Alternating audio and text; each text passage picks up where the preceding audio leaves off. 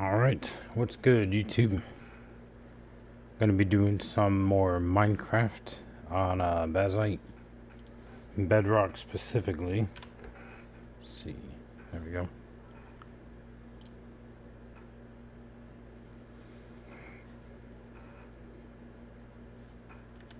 Let me just get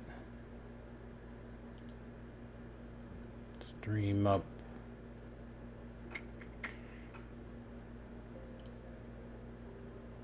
There we go. Alright, let's jump in.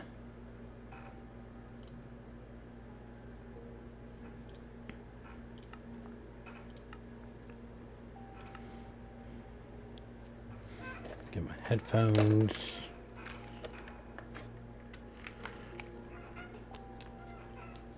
Not sure what I'm going to be working on today. The gold farm wasn't working the other day. So I don't know. I might just fix my tools and I can go from there.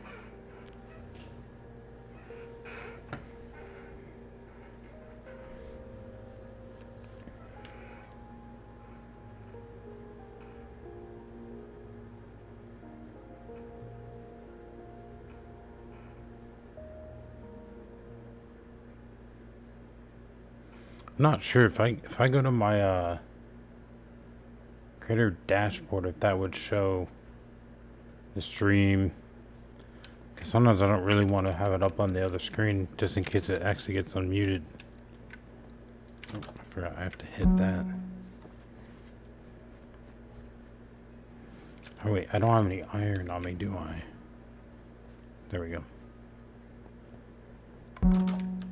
Need to grab some iron in order to fix my tools.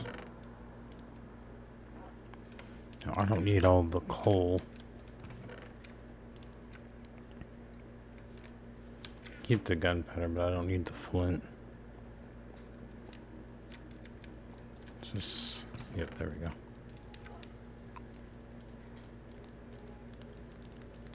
Alright, gunpowder in that. That's to make more rockets. Just in case. What was... Yeah, redstone. I don't need that on me.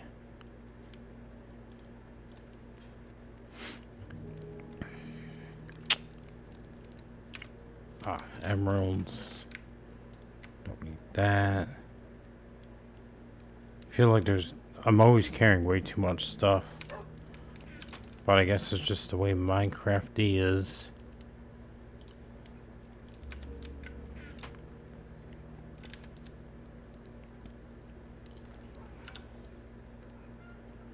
Look it up. Why is it not? Oh, there we go. Yeah, I was thinking. I hate when it does that. I wish it would leave a slot for the actual block.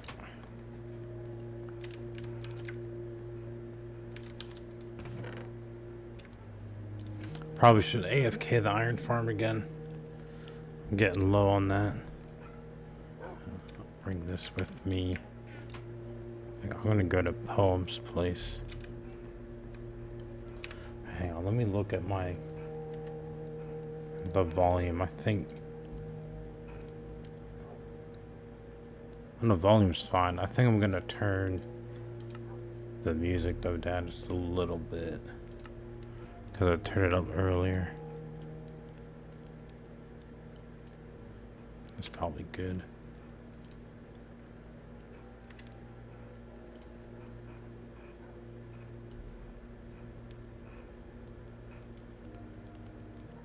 Okay. I'm gonna go to Poems. Yeah, my shock mount on my mic, I think, is completely worn out. The bands on it are really stretched out. Should probably need to get a new one of those, but I've had it for many years. It's just a pain in the butt. Because I bought one earlier and it just didn't fit, so I had to return it. So, been tempted maybe to 3D print one. Since I do have a 3D printer that might work.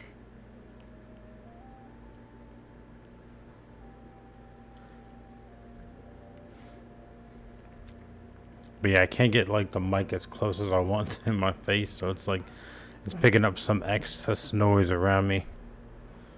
Which I probably could add a noise gate, but when I do that, sometimes I swear I have some clipping issues with my mic when I add a noise gate.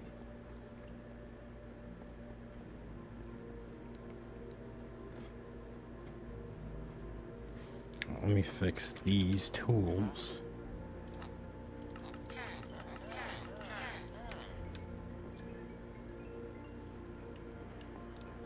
I dropped the iron, dude.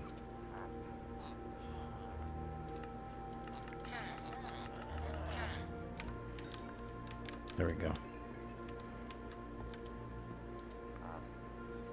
He's out. He's got... I guess emeralds would be the right term. He's got emeralds. Because I'm giving him iron for the emeralds. Not 100% sure.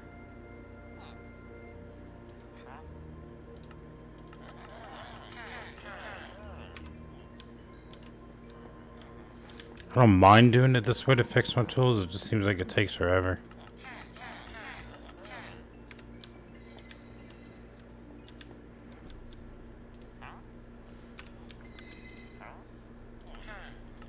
At least everyone has villagers though at all their houses, so when this guy doesn't have any more left, I can always go to the ones at Maya Castle, or I could potentially even go to Durwoods. That works as well.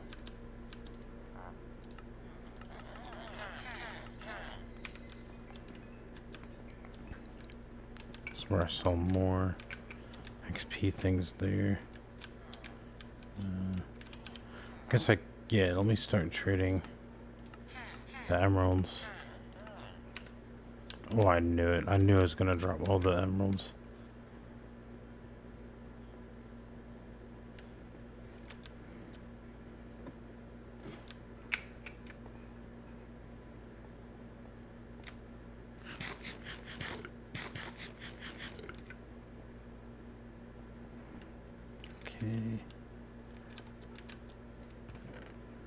Just give him these. I guess you could trade those tools for other stuff. I know it sounds weird, but I feel like the netherite doesn't last as long as I remember. But I mean, at least have mending on it. That's all that matters. Oh, I should probably do my shovel.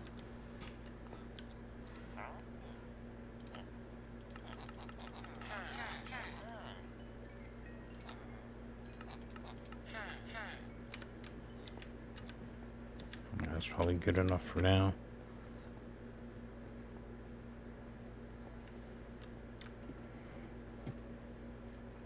Nope, I didn't mean to go that far. Nope.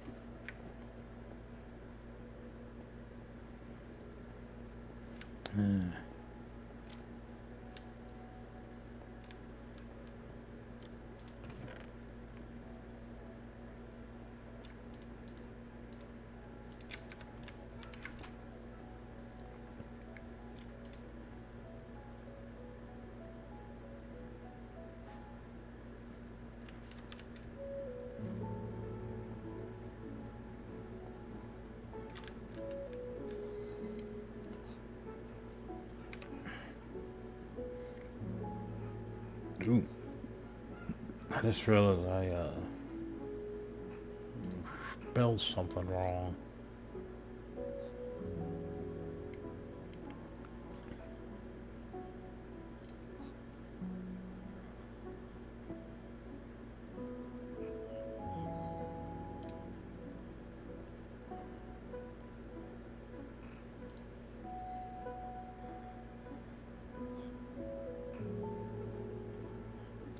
Ah, there it is.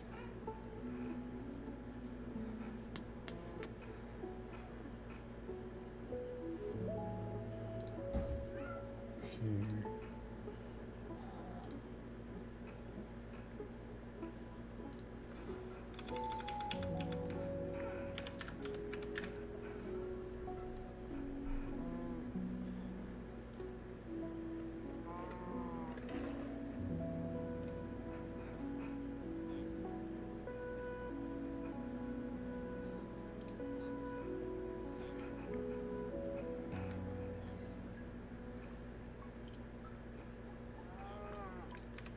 Come on, get off my desk, buddy.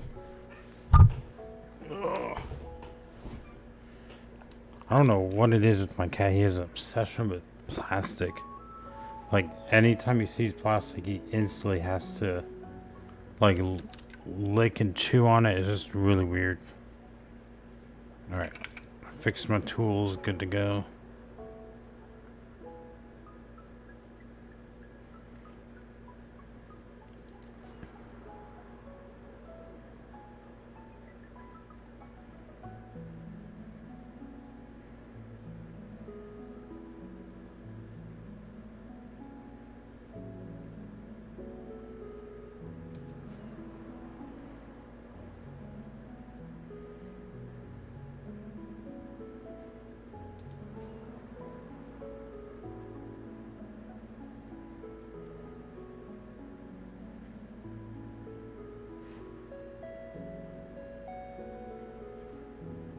Oh, right. I need to get more dirt.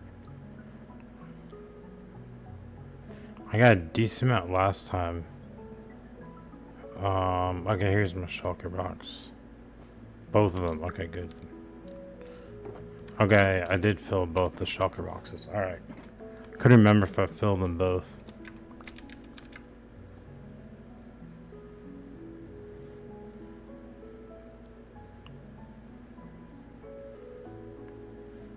Alright, let's... Oh, I still need to take out all this stone first.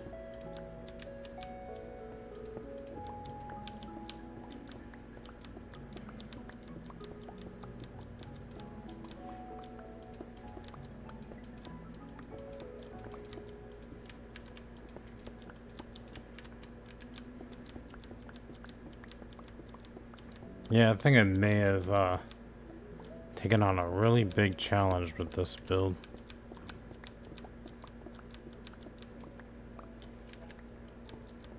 I feel like I need to do smaller builds as well, instead of always doing bigger ones.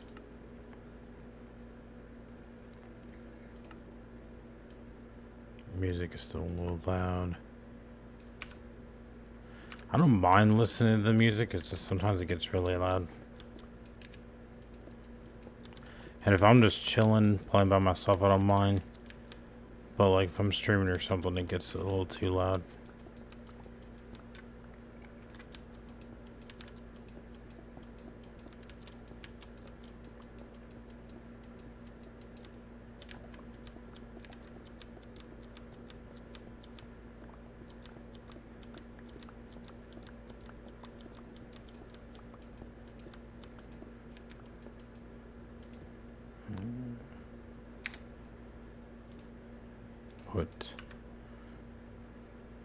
Oop, I put in the wrong hotbar.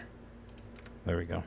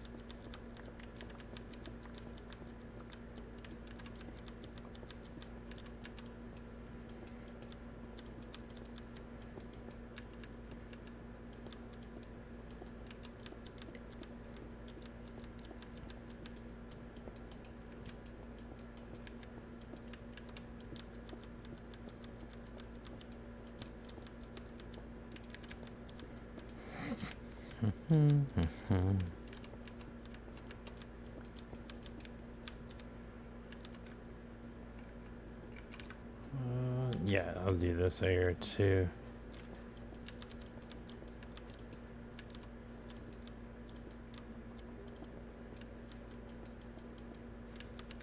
I know a lot of people play Minecraft differently. I honestly find the mining part so relaxing. Like I feel like I'm getting a little bit better with building. I have pretty much no knowledge of redstone, and all I really like to do is strip mining. So like I'll get all the stuff for my buddies when they do the builds. And I guess I could learn more about redstone, but I mean, everyone else in this world, in my realm, they do redstone, and they have all the auto farms. So I'm like, I don't really know if I need to learn it. And like, if I were to go to another world, it probably would be on Java. So if I were to do that, I would need to completely learn Java's redstone. So I might do that one of these days, though. Just because I know a lot of my buddies have not really been playing Minecraft as much. I wasn't playing Minecraft probably for the last month or two, and then I started getting back into it. So I feel like Minecraft is a really chill game. It's also one that I've been enjoying to play in the background while I'm making YouTube videos. You know, have it as like background footage while I talk about Linux gaming, Linux updates, you know, like on Proton. I think Proton 11, it's out already or it's coming out. So I definitely want to look into Proton 11 and see what that's all about. It's definitely going to have some changes, but I'm wondering what is going to be updated, because almost all the games that I play are supported. The only one that really isn't supported is Battlefield 6, but I don't think that would ever get updated through Proton. I think that would have to be changed on the devs end. Maybe on the devs is right. Maybe on the producer as well, like EA. I don't know. I think EA is tempted maybe on their new version of Javelin. They might be doing something. I've been hearing rumors about that, but I don't know if that'd be for Battlefield 6 or if that'd be for like their next game, Battlefield 7, which I've heard rumors that Battlefield 7 might be coming out next year, and I don't know if that's true or not. But that's why I'm not really like dual booting into Windows to play Battlefield 6, because if Battlefield 7 is just around the corner, then I'll just wait. Like, I had the game, I own the game, because, you know, I was on Windows, and I played it a lot when it came out. I enjoyed it when it came out, but it just, yeah, there's not... Battlefield 6 to me doesn't really feel like a Battlefield game. Like, it feels a lot more... I don't know if Call of Duty is the right term, but it doesn't feel like Battlefield. I'd say... I think I played Season 4 recently, and it felt more like Battlefield. But it's still... The gunplay feels weird. It feels like Modern Warfare 2019, which is not bad. It's just not what I'm used to. And it's like... I don't know. I don't even like booting into Windows just to play one game. Because if I only boot into Windows, say every, I don't know, 2 months, there's going to be a lot of updates that I'm going to have to do. And that would be a pain in the ass to wait for all those Windows updates.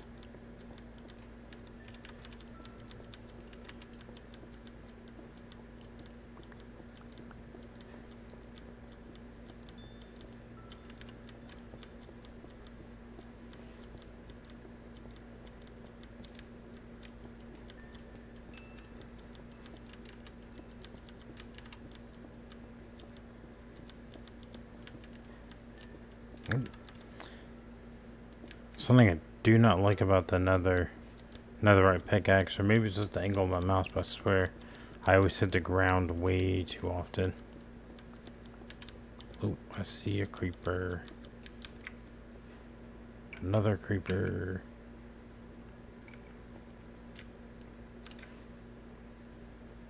I don't think there's a bed here.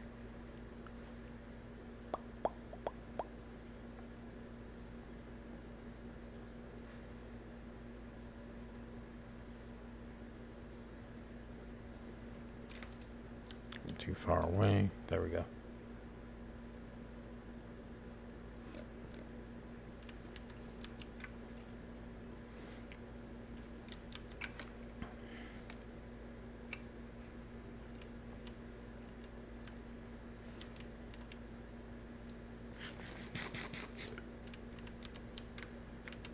Hang on. I need to put stairs in here eventually. But I kind of want to finish the build before I do that.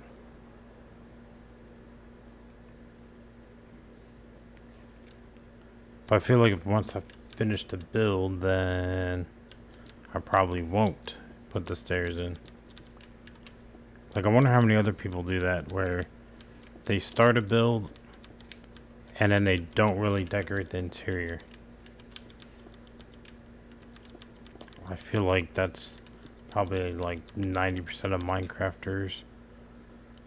If that's what you even want to call us. Oops.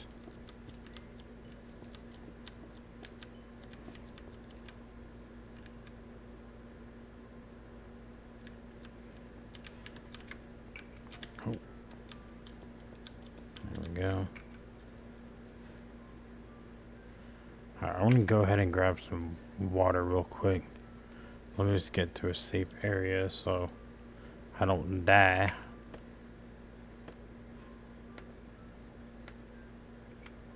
Oh, the attic is really safe. Alright, I'll be right back.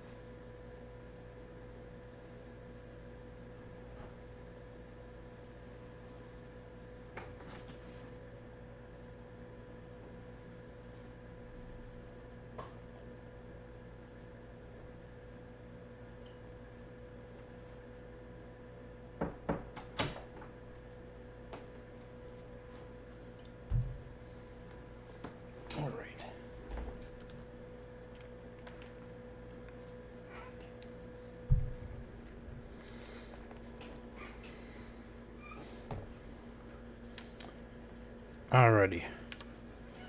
Just need to get a drink. Probably need to make our BRB page. What's going on, Peter Fan? Welcome to the stream, man. Let's see.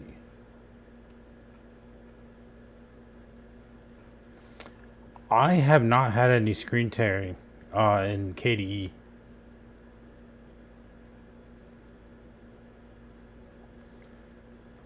Iris Xe graphics? Is that Intel? Because I'm not familiar with that. Because I have an AMD graphics card, and I haven't had any issues.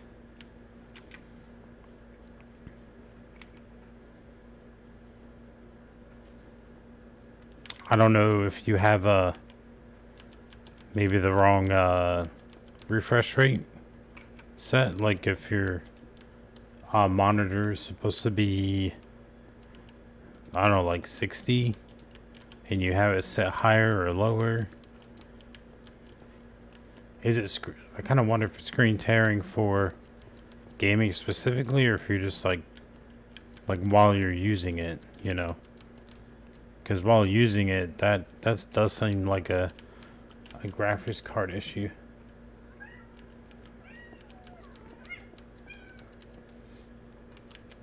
I don't know why my cat's going crazy right now.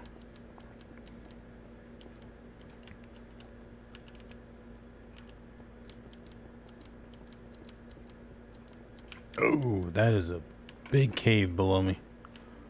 I thought I heard a zombie. Let me go ahead and fill that in so I don't fall in. Or at least cover it. Wow, that actually goes pretty far. Alright, that should be good. Oh shit, that's a creeper. Yeah, I have an Intel CPU, but I don't use the integrated graphics. So I have a dedicated graphics card, so I don't know if that has something to do with it. Hang on, let me just... Nope, I missed. Oh, there's two. Shit. So I would double check to make sure that you have the right firmware and software updated. And I don't know if you know how to do that.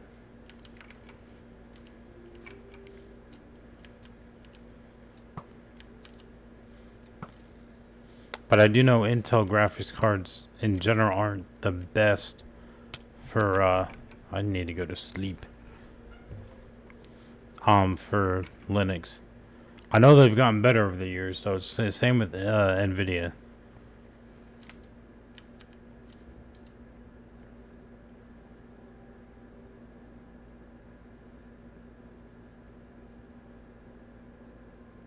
Yeah, I haven't noticed that Wayland forces VSync.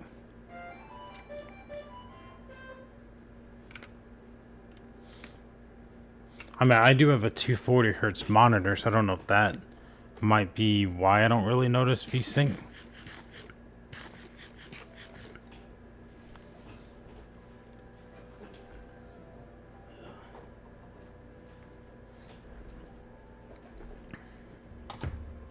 Oh crap, I didn't mean to do that.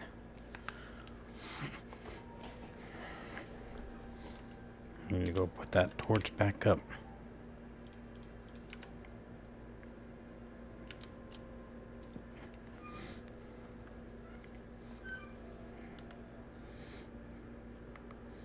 But also I know Wayland is, I don't know if new is the right term, but I know that a lot of distros are trying to transition from X11 to Wayland. So there might be some bugs there, you know. It's kind of like, you know, going from DirectX 11 to DirectX 12. Some games may support it, some may not. But that's more a Windows thing. DirectX. Okay. I slept. The zombies should be gone. I think I killed both creepers, but I'm not sure.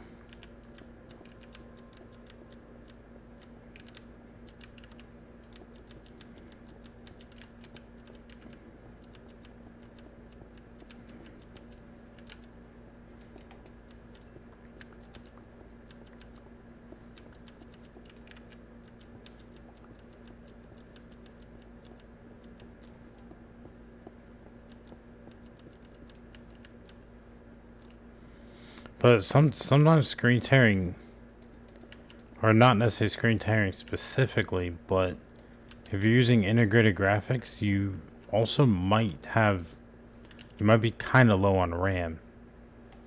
Because I know RAM can... I feel like whenever you have a device that has integrated graphics, they tend to give you really low RAM, like the bare minimum, which is like around 8. And Linux in itself doesn't necessarily use a lot of RAM. Like for example, I still have a sorry. I have an HP laptop from 2008 that I have Linux Mint on, and that only has 4 gigs of RAM.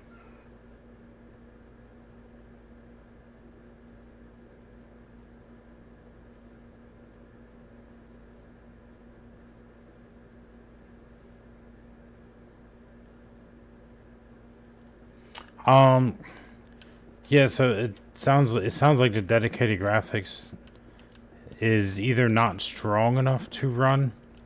Like I don't know how much VRAM that has, because like the RX 6400, I think has 6 or 8 gigs of VRAM. I have the 6700 XT, and I think that's 12. So it sounds like the integrated graphics may not be strong enough. Which, to be honest, I feel like if that's the case, I feel like you'd have that issue on Windows as well. So it may not necessarily be Linux specifically. You said you were on Bazzite, I think you said? Because I know Bazzite has, or not even just Bazzite, but I know there's a lot of distros where you can get like the lighter version of them. Like for example, you can get Kubuntu, I think it's how it's pronounced, for a lighter version of Ubuntu. And then you can also get like Mint Latte or Mint Cinnamon. So there's a lot of ones that are lighter, so it takes less RAM and less overall like hardware usage, you know. Yo, you're on Cache? Yeah, I used Cache for a while, and I would say the performance on Cache was incredible. I'd say my games probably ran the best on Cache, and the overall speed of my operating system was great. I had a lot of bugs though on Cache, and that's why I moved over to Bazzite, because Bazzite is ran under Fedora, which is like middle of the road when it comes to like support or stability. Well, no, they're actually quite stable. How do I word this? They're middle of the road when it comes to like advanced features, like the latest and greatest features and stability. When like Ubuntu and Mint, they have long-term support where it's like they don't have the latest and greatest features, but they're very, very, very stable. So, I mean, you could try another version out there. I think CacheOS was great, but I was running it for probably 3 or 4 months, and then I had like 2 updates that I'm not gonna say it broke my PC, but a lot of my games are crashing, and my 3D printing software was crashing constantly. So I was just kind of like, I think I need something a little more stable, because Cache is under Arch, which is like the most leading edge version of Linux, which is great, but there's going to be bugs involved if you have the most leading edge anything, to be honest. But at least on Linux it's like that. And what's neat, at least I think it's neat, the guy that created Linux, Linus Torvald, I think his name is, he actually uses Fedora, and that's what Bazzite is based off of. Because he even found that like Arch was too unstable, and Ubuntu was like, which is Debian, which is too outdated, is what he was saying. So I'm like, that's pretty cool. Never had it with Windows. Okay. I know Windows and Intel, I think they communicate better. I do think though that a lot of times integrated graphics in general is not very good, mainly just because integrated graphics doesn't give you much graphics, like doesn't give you much horsepower.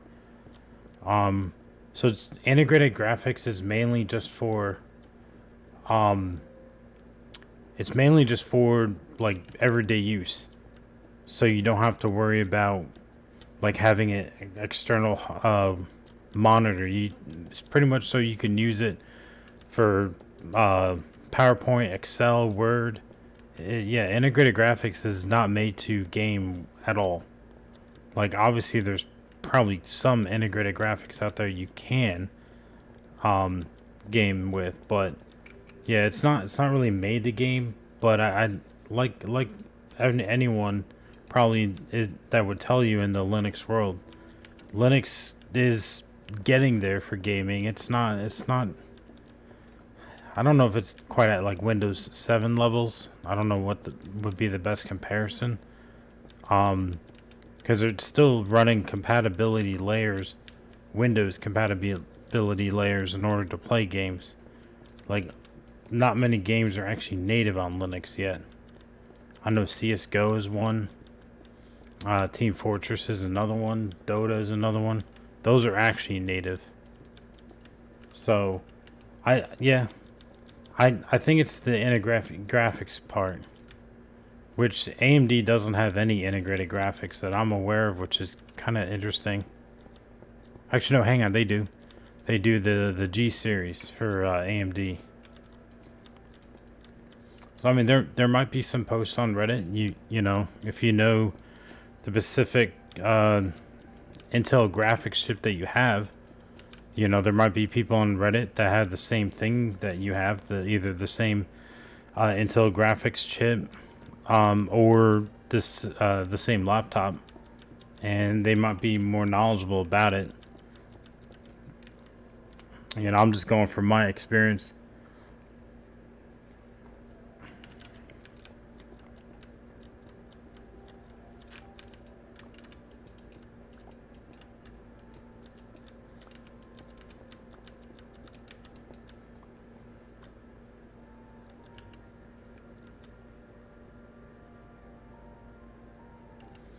Yeah, I would definitely agree though when you said that Windows is out of the question for you. Oh shit. I mainly like stopped using Windows. I guess you could say out of spite, just because of all the BS that Bill Gates was getting himself into, and hearing how much they used AI in Windows 11, like not just like overall in a Copilot, but like they were using it a lot to code all the updates. And I was like, bro, if you're using AI to code the updates, you just know that there's going to be some bugs and issues that could potentially like brick your computer. The last time I booted into Windows, I actually had like almost all of my files get uploaded to OneDrive, just like randomly, you know, and it was telling me to sign into OneDrive to like access my photos or access my documents. I'm like, I never signed up for OneDrive. Like, I guess technically I have OneDrive because I have a Microsoft account, you know, because I used to be on Xbox, and you know, I'm playing Minecraft Bedrock, which needs a Microsoft account. So I'm like, maybe that's how, but I was like, I never created one. So yeah, there's a lot of reasons why I totally understand what you mean, not wanting to do Windows. Yeah, some of the updates are unusable. Um, I know a lot of the updates that I had, they would take hours to update, and I used Windows 11 mainly just because I wanted my PC to be secure, and I was like, I don't really have anything to hide on my PC, but I was kind of like, I don't really want my computer to get hacked. So I went to Windows 11, maybe 2022, 2023, something like that. Because I do banking and stuff on my computer. So yeah, I don't want to have an update where the whole computer is bricked. I've been hearing that horror story of people having updates and it bricks their computer. and then you have to do a fresh install of Windows. I was having some maybe bugs on Cache OS, but none of it was like bricking my shit. I didn't mean to go under the house. None of it was like bricking my computer. It was mainly just like, okay, this game started crashing. So there's probably just a bug in the Cache OS update. And I was so used to updating like Cache OS whenever I saw there was an update. I mean, oh, there's an update. You know, just because that's what I was so used to doing on Windows. When like I've been using Bazzite for about a month. I used Cache OS for like I think 3 or 4 months. Then I used Fedora, just regular standard Fedora for about 3 months, give or take. And now I'm on Bazzite for a little over a month. And I don't think I've seen an update yet for Bazzite. Which I honestly really like, because like everything's running smooth, everything's working. So it's like I don't really want to have an update and, you know, something get bricked. Or just, you know, a bug.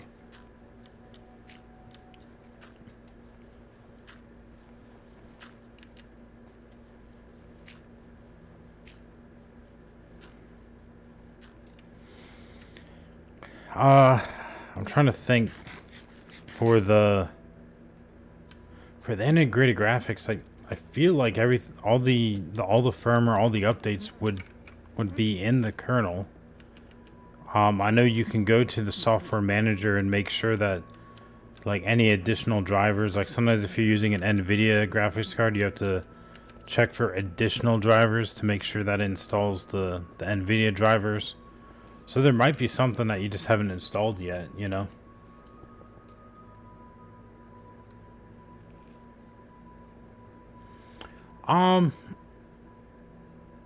Performance wise, maybe like 5 to 10 frames, maybe less. Like if anything. I haven't played all the same games yet, because like back then I was really into what was it called? Arma Reforger.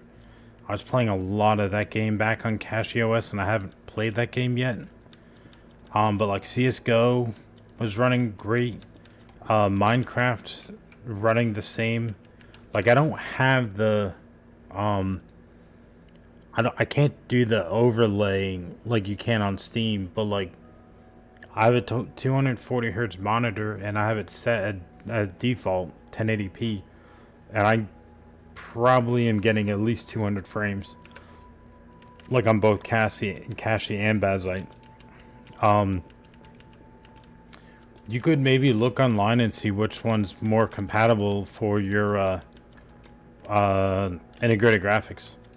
There might be one out there that has it. All the kernels are pretty much the same, but like for example, I think Cache OS uses kernel 7, and I think Bazzite might use kernel like 6.14 or something. So it's a little dated. But like I said, the little dated part might come with stability, and at the end of the day, that's more what I'm looking for, is stability. Because I do run a small 3D printing business, so I want to make sure my 3D printers work. I want to make sure that my 3D modeling software works. You know, I don't want to be halfway through a project and have my 3D modeling software crash on me. I mean, it might be saved to the cloud, but I try not to use cloud services because they all require some kind of subscription.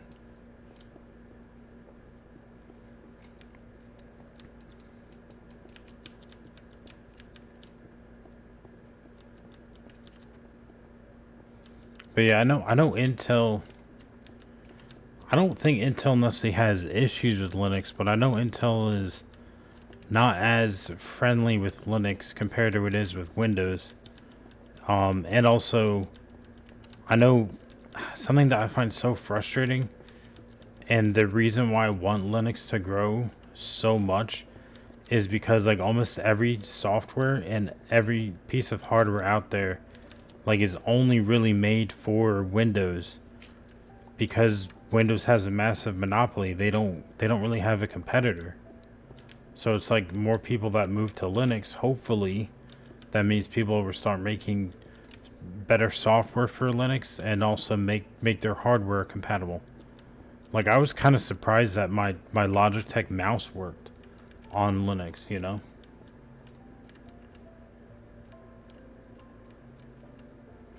Normally all the drivers are baked into the kernel, normally. But I know like NVIDIA drivers, you do have to just click check for extra drivers or check for I forget what it is, but it is in the update software. And I know the AMD like Mesa drivers are built into the kernel. NVIDIA, I don't know if they're built into the kernel yet, because there again, NVIDIA, they don't like Linux. They've straight up come out and said that. And there's actually a video clip of the guy that started Linux literally telling them in a press conference to fuck you, and I was like, that's hysterical. You know, because it's like there's only so much he can do to get things to work if the companies don't want to cooperate, you know?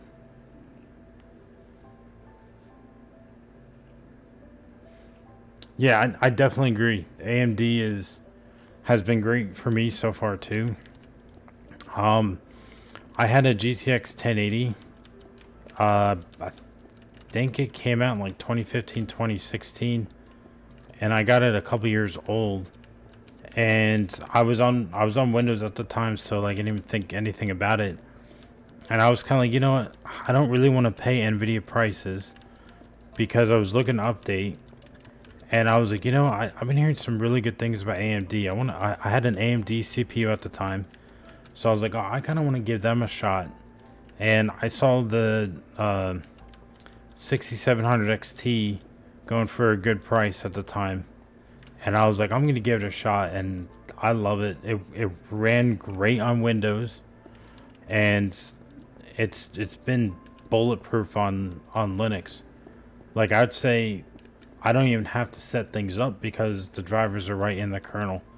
I don't have to, you know, like get GeForce Now or the AMD Adrenalin software or anything on Linux, and I love that. And majority of the stuff that I've needed to install, I can just go straight to I don't know if the KDE version of Cache has it, but like on Cache you can just go to their store. I think they called it the Dolphin store. I think. I know I tried the GNOME version and I tried the KDE version of Cache. But I mean, like OBS, I just had to go to the Bazzite store. I didn't even have to go to like OBS's website or sign into Microsoft Store. So yeah, I mean, pretty much everything seems like everything is pretty much click and play these days. I've even noticed that with Steam. Like if you try to play a game on Steam, I remember when I started testing Linux back in like 2021, you had to make sure you downloaded all the latest Proton versions. You had to make sure that each game was running Proton. When now you just install Steam and it pretty much automatically installs the latest version of Proton, which I think is really cool. And you could change it, you know, like you can change the Proton version if you're playing like an older game or something. But I normally do either experimental or Proton 10, and it's been working really well.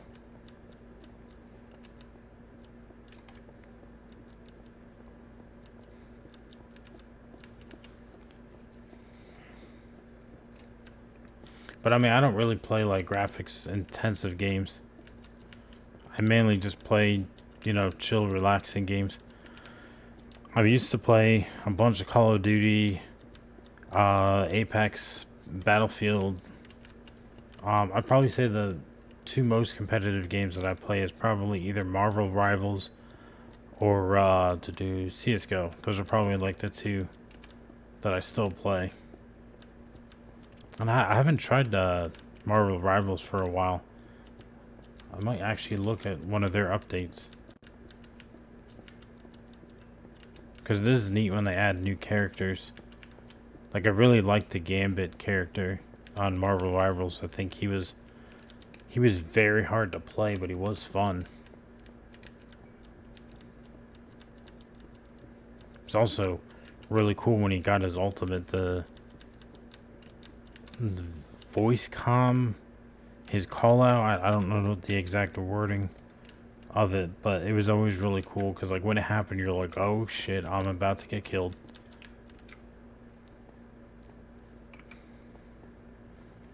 And I need to sleep again.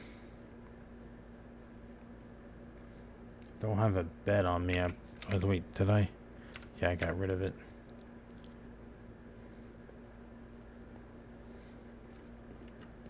I think it's funny that you actually jump on the bed.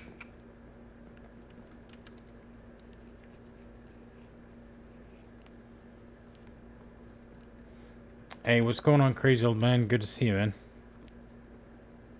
Whoop.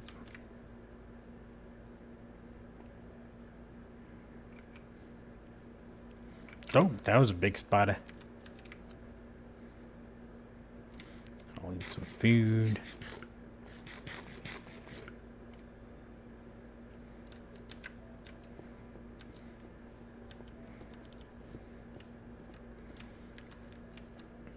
Oh man, I don't have my pickaxe out.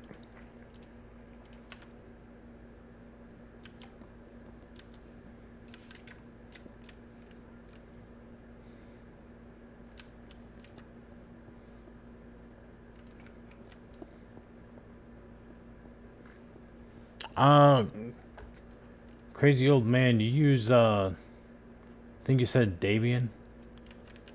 I don't know if you've had any issues, or maybe not issues, but if you had any experience with, Intel integrated graphics, because I have not. Because, Peter Fan said he was getting some, screen tearing with it. And I have an Intel CPU, but I have a dedicated graphics card, and I don't know if it's like a Linux specific thing or if it's more of a like maybe not enough like VRAM really in the integrated graphics to be really pushing any kind of game, if that makes sense. Yeah, they are changing their program. I mean, I've been making YouTube videos on and off since 2014. And I really got into Linux and Linux gaming, and I was kind of like, you know what? I feel like if I want to, you know, reach the partner program, I need to do it this year, you know? Yeah, I don't think Intel or any integrated graphics has much like VRAM, and I don't know if that would be the right term.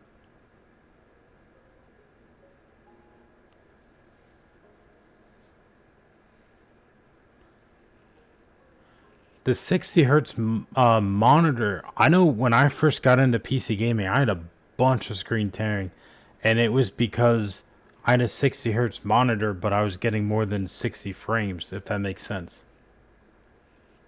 So that could be part of it too. Like I was playing Rainbow Six Siege with a 60 hertz monitor, and I didn't know it at the time because I just bought like, you know, I bought a good quality BenQ monitor. And I was probably getting about 100 frames. So yeah, I was getting a bunch of screen tearing then. So yeah, if you put it down to VSync, then you would, yeah, then you would get, I don't know what the actual latency would be because everyone's, you know, says and acts like VSync gives you terrible latency, and I don't really know how bad it would be. You know.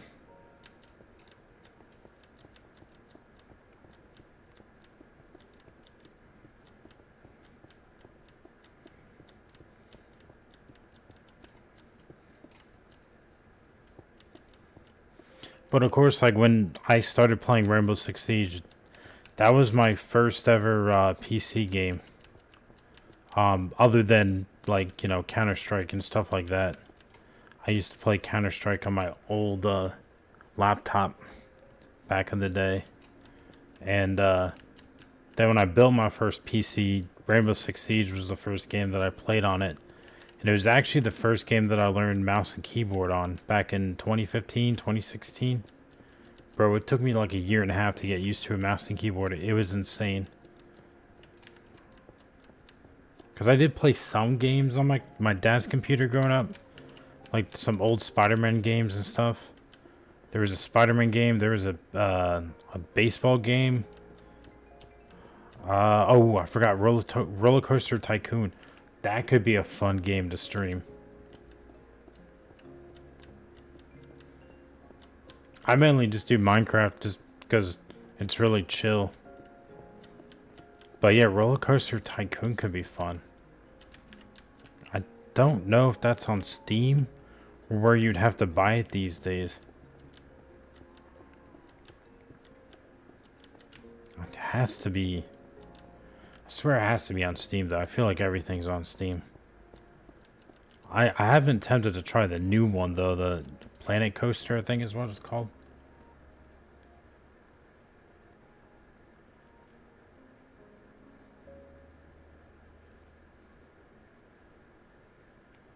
Yeah, I always disable VSync. Mainly just because I'm used to it. And sometimes I set my monitor at like 144 hertz, like actually in my monitor settings, not just like in game, because I got the 240 hertz monitor years ago when I was playing Fortnite, and I was like, I'm not saying I was playing competitively, but I was doing Fortnite rank. I was pretty sweaty, and everyone had a 240 hertz monitor at the time.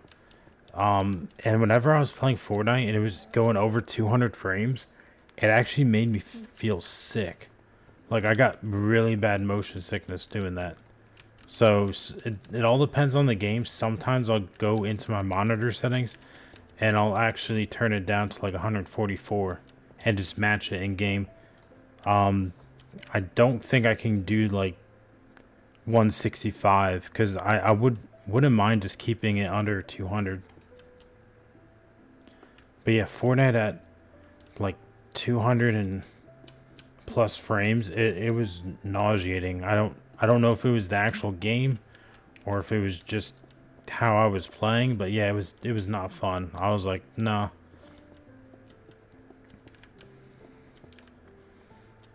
I know one thing that is I think is very helpful for like performance in games, and this is Windows or Linux, is that I always used to run it uncapped, like unlimited frames.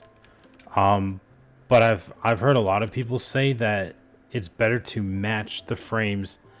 Like if you have a 240 hertz monitor, go into settings and drop it down to 240, 265, instead of doing unlimited, and you'll get better performance because then you don't have to worry about all the graphics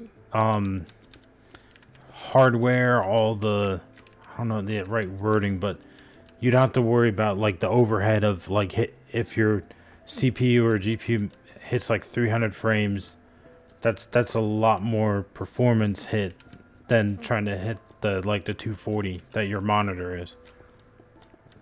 And that's I don't know if that's really like an everyday issue, but like I mainly play at 1080p, even though like my hardware setup technically is for like 1440p. When I was upgrading my computer back in like 2021, 2022, I tried to match the PS5.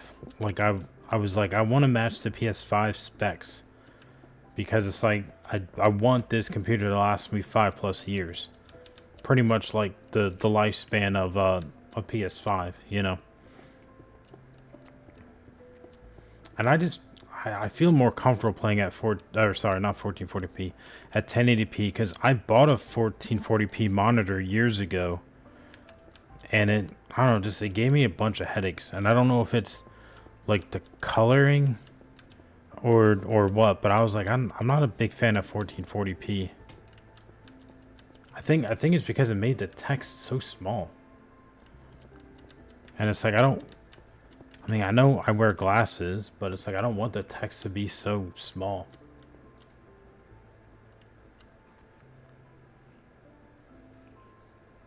That might be it. Maybe just better frame timing and consistency. Because like you're not if say a game goes over your refresh rate. So like for me, if a game goes over 240, I'm not gonna see it. Like you're not gonna notice it really. Like it's not gonna be. I mean, it might be slightly smoother, but you're not really gonna notice it because my monitor only refreshes at 240. It could be the same for like you if you were to lock it at 60 like in game. And I don't mean like VSync because I think VSync is like an NVIDIA specific technology. I mean, I guess AMD uses it now as well. But I think that like back when I started building computers, I think that was originally made for NVIDIA. And that I don't know if it's really like a latency thing, but yeah, I definitely know. Like when I started playing games on PC, everyone was like, "Do not do this," and I didn't understand why, but I was just like, "Okay," and just did it.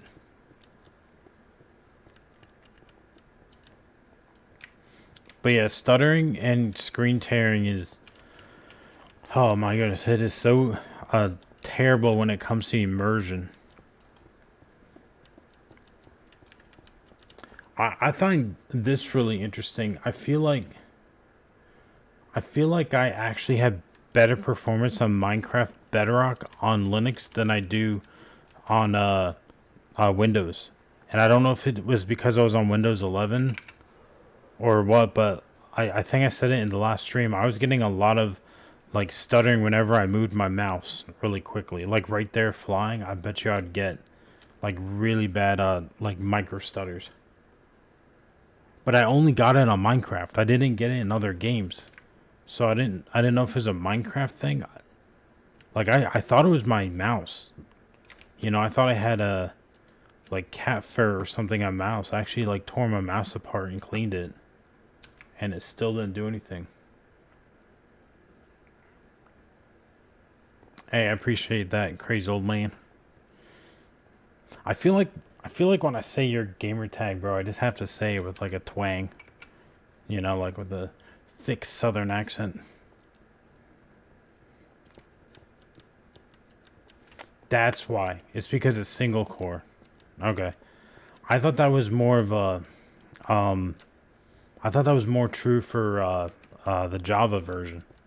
Cuz I understand Java is written in Java and Minecraft is written in C++. Like I know the difference between that. And I thought it was mainly the Java version that did that.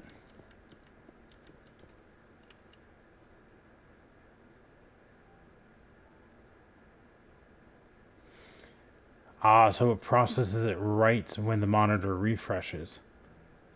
So that definitely makes sense then. That there would be latency. Yeah. There's so many things though, that you hear about PC gaming and stuff, and you're like, okay, are they myths, or are they like actually true? And say I'm not saying I necessarily think that VSync is a myth.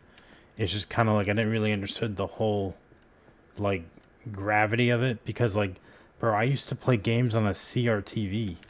Actually, CRTV I think might have had decent response rates. Maybe it was when the flat screens came out. But like I still have a TV that's 1080p non-smart TV in my living room. And I think I hooked it up to my computer once because I wanted to test out, I think it was American Truck Simulator, and it was like 24 seconds when it came to response time. Like 24, not 24 seconds, 24 milliseconds. Oh, I'm 31. So I'm not necessarily that old. It's just all the technology I grew up with was like, I was born in the early 90s, and all the technology I grew up with was pretty much 80s, 90s, You play Bedrock on an An i9, holy crap. Yeah, I currently have a... I went from AMD to Intel while I was still on Windows because I was playing a game. I think it was the Hogwarts game, Hogwarts Legacy, and I was getting terrible frame drops whenever I'd go inside of Hogwarts, like the castle part, and I was like, I know AMD CPUs are really fast, but it's like I'm wondering if this thing is bottling, not necessarily a bottleneck, but I was like, I wonder if my CPU is like chugging and having issues like rendering this castle. So I upgraded from an AMD 5600, which is a 6 core, to an Intel 256K or 245K. Because I was like, if I'm gonna do the upgrade, it's like I was like, might as well make the jump to DDR5, you know. And I think I did that like 2 years ago. 68. That is achievement, bro.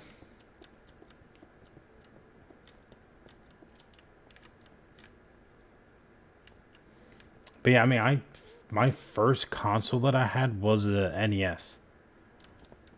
Dude, I remember playing Super Mario's on NES. I think we actually had that duck hunting game with it. I think it was a bundle. I think it was like Super Mario's Brothers and the duck hunting game. I remember the Nintendo Virtual Boy, where it was like red and black. Oh my goodness, maybe that's where all my migraines came from. That thing would like burn your eyes. It was terrible. All right, I need to fix my pickaxe before it breaks. 13th gen i9. Trying to think which one's 13 gen. Is that the 1300? 13, like the before they started naming them Ultra, if that makes sense. Like 13900, I think is what they were called. All right, I need to get rid of the lava. I was tempted to get one of those, but they were so expensive. Like, it was cheaper for me to get a motherboard, the 245K, which I think isn't technically an i5. Okay, it is a 13. Okay. I couldn't remember if there was a 13, like if they actually named them, like, you know, the 13900, if that was technically the 13th gen. Because companies do weird things like that. You know what I mean? Like, they'll have like the first gen and then the first gen S or something stupid. Yeah, I need to get more iron. That's what it is.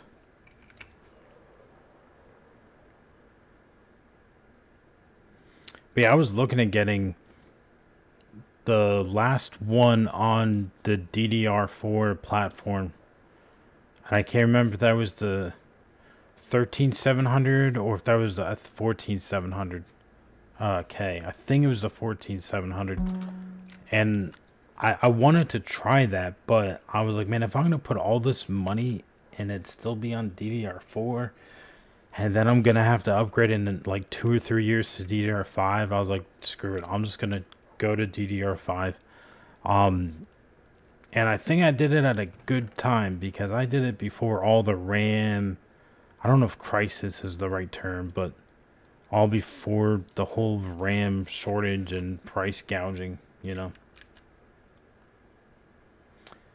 Yeah, they went to like the Ultra, and the wording is really stupid. I don't like the way they name them now.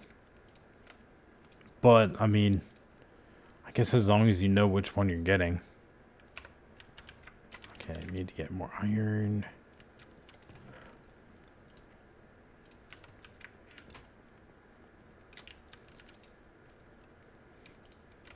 But I feel like this game runs much better on Intel than on my AMD CPU.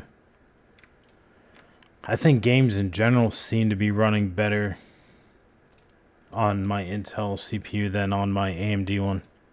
And I don't know if it, like the issue I was having with Hogwarts, I don't know if that was really a like AMD issue, or if that was more just like, oh, okay, that game is just not optimized. But the game ran great everywhere else. You know, like everywhere else in the world, like throughout. I don't have a webcam. I don't know why I'm using my hands. Everywhere throughout the world, it ran fine. It was anywhere from like 80 to 120 frames. And for some reason, whenever I went into the castle, I'd get like not even like playable, like, oh, dip to like 45, 60. It's like, no, it would dip into like the 15s, and I was just like, bro, this sucks, because sometimes you'd have a lot of missions inside the castle, and it was just very irritating. I do love Ark. Yep. I used to play a lot of Ark last year with my brother because he was addicted to it. I really enjoyed it, and I do really enjoy extraction shooters. But something that really irritated me about Ark is like after I don't know, maybe like an hour, I would get really bad headaches. And I think it's because I gotta change to this. There we go. I think it's because they have ray tracing on by default. Like you can only like toggle ray tracing to low. Like you can't disable the ray tracing, and I think the ray tracing was giving me migraines. So like I literally told my brothers like I can't play this game anymore.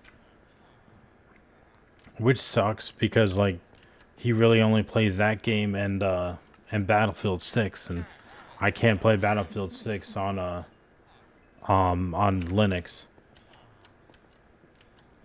I told him the other day, it's like, bro, I started playing the finals. It reminded me of like Apex. I don't really sweat in games. I just kind of, I do my thing. If I win, great. If I don't, I really don't care. So I was just telling him, like, hey, we could get on and try it, because like the finals gunplay is really fun. It's a lot like Apex. The time to kill and everything. But yeah, he hasn't tried it yet. So, oh, my emeralds are there. I was wondering where they went. Arc PC's NPU. What do you mean by that? I might be misinterpreting it.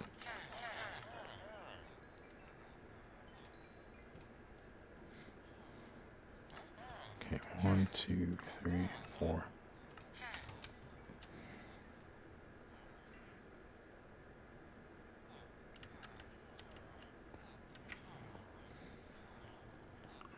Oh wait, I took the wrong turn. I meant to go up, so I can get rid of these. Oh, I forgot I filled that one the other day. I probably should just throw these in the lava, but I know my buddy, he had this area for like junk that we have to trade, and then like you could come up here and get the junk to trade more whenever you like needed more XP. So it's just weird. Oh, the neural processing. Okay, yeah. Yeah, I don't like that stuff. And I'm not 100% sure if it was, bright visuals per se. But yes, it's also another reason why I don't like HDR. Like HDR and I think it's called Dolby Vision. I can't stand it. I know so many people rave over it and they absolutely love it, and I'm just kind of like, I don't like it. Like I want to set my brightness. I don't want it changing all the time. Like it, I don't know if my eyes are like getting old or what, but it's like I don't want to be like adjusting my eyes every few seconds. Like it's like going from inside to outside or outside to inside. It's like I don't want to be constantly adjusting my eyes. Like I don't necessarily mind, watching a movie and going into your TV and putting on movie settings. You know, like I'll do that for a movie because then it's like a constant color. Sometimes movie settings do make movies look kind of yellow, and I'm not the biggest fan of that. But you know, it all depends on the movie.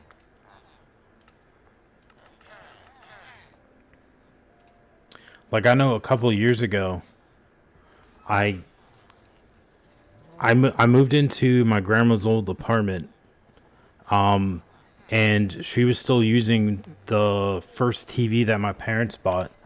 It was a JVC tube TV, like CRT. So I was still using it. I bought a Fire Stick and components to HDMI converter.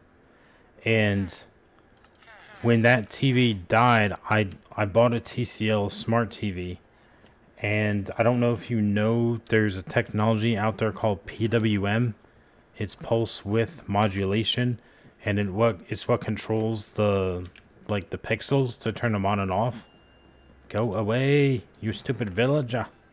I didn't know about the technology at the time, but the PWM is only like 150, maybe 300, and the TV started giving me migraines, and I was like, well, this sucks.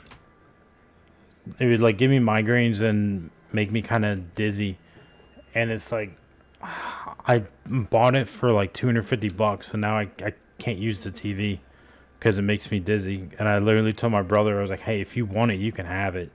But he lives like 2 hours away, so I'm kind of like trying to fit it into the back of his truck and then driving on the highway. It's probably going to break. I was just kind of like, I don't know.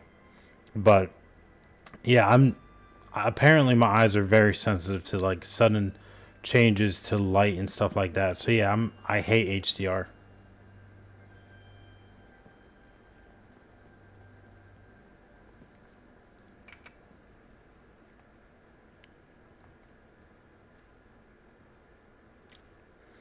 Oh, the desert.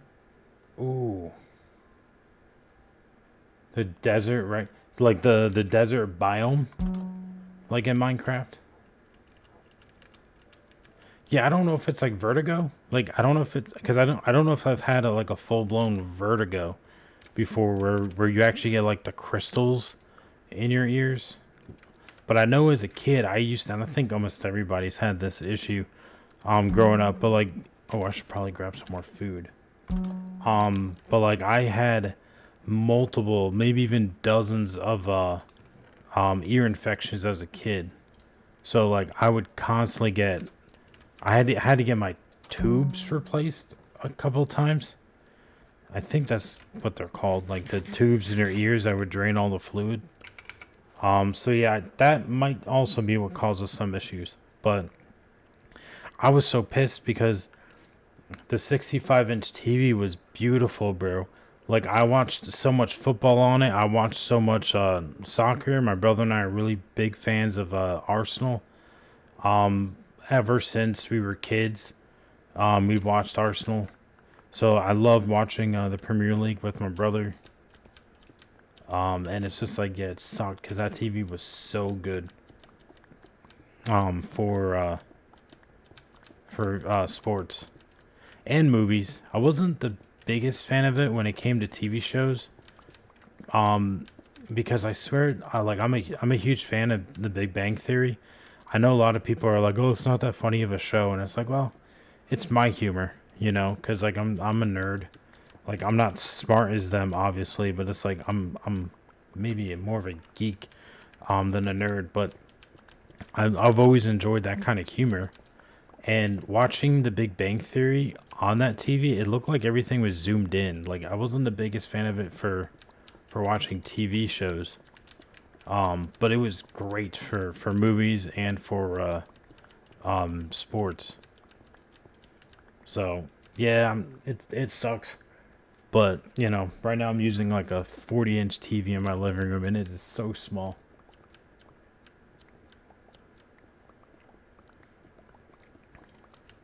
Yeah, everyone I know hated The Big Bang Theory, and I'm kind of like, okay, and like they love The Office, and I'm kind of like, I mean, I don't dislike The Office, but like I have to be in the mood for The Office, you know. Um, and I like stupid humor. Don't get me wrong. Like I literally watched Grown Ups last night for like probably the fourth time in the last week or two. I don't know. It's something about the first Grown Ups movie that I always find so much fun. So like I love stupid humor, but yeah, there was something about Big Bang Theory that I absolutely loved, and I think I've watched it through 5, 6 times. I think like I had all seasons and all the episodes recorded and on my NAS that I was using Jellyfin, and then lightning struck our neighbor's tree and fried my NAS. So now I lost all my movies and TV shows. So I think the hard drive technically is still fine, but that might be better. Dry humor. Yeah, maybe it's not stupid humor. It's dry humor. That might be the better term. But yeah, I was pretty upset when I found out that the NAS got fried. At least I'm pretty sure it did, because like the external power supply will power on, but the actual NAS won't boot. Even when I take the RAM out, it won't boot. I took the hard drive out, it won't boot. Like all of it. It's just yeah. So I think it's a goner. But I mean I still have pretty much everything on DVD still. So I can still use my I have a PS3 still, so I can watch movies on that.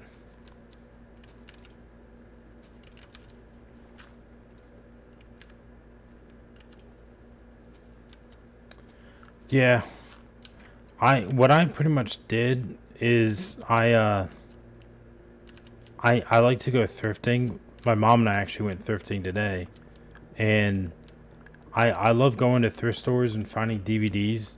And what I like to do is I like to make digital versions of it, like digital copies. So like I'll rip it, and then I'll put it into I put it into my NAS.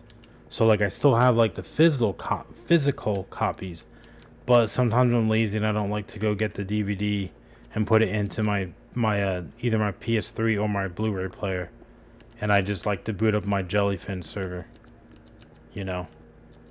So, but yeah, I like, I don't know, I don't know if it's well, I guess you could say it's more of a trend now. I kind of started doing it about 5 years ago, but I love getting physical copies of stuff. Like I still use a Kindle and a Kobo for reading, because I think it's just easier on my eyes to read on an e-reader than it is on a book. Because like a book, you have to have it like the lighting has to be like perfect for me. But like I love getting DVDs. I love getting Blu-rays. I don't really have any streaming services anymore. Except for I do have Peacock, because that's where the English Premier League is streamed when it comes to soccer, and I think that's starting up. I don't know if it's this weekend or next weekend. So I still technically have Peacock, but like I don't have Netflix. I actually deleted my Spotify account, because I was like I didn't really use it that much. So I upgraded my my iPod. I might have mentioned it on the last live stream, but I put a rock box on my old iPod, and I put all my music on that. But there again, I still have like physical copies of the music, which like I actually have a CD player still. I don't think I know anyone else that has like a CD player or a DVD player anymore these days.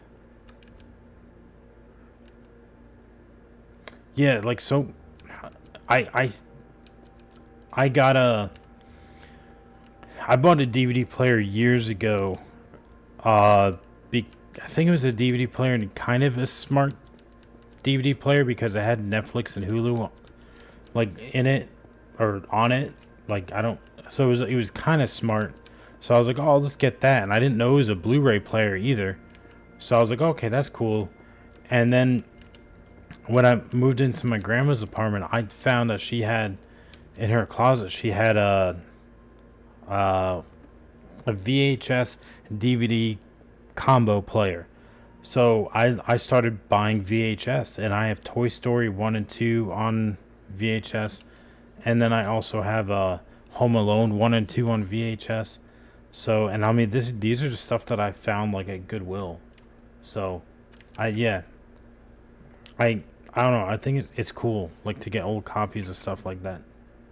Um, but yeah, I totally agree with not wanting to save things anymore. Cause like my dad has a, I can't even remember how big of a hard drive it is, but he's got a massive hard drive with like all his photos because he used to have a Canon camera, and he used to, he and I loved using those cameras for like sports photography, and he doesn't know if that hard drive works anymore because he doesn't know how to hook it up to like these modern computers. Like he doesn't know if it's FireWire or if it's USB one, like I think it was one where it was a circle USB. When USB was a circle, like his keyboard on his computer is still a circle USB. I find that funny because I'm like, he's using Windows 10, but he still has a circle keyboard thing. I don't know. I just found it kind of funny.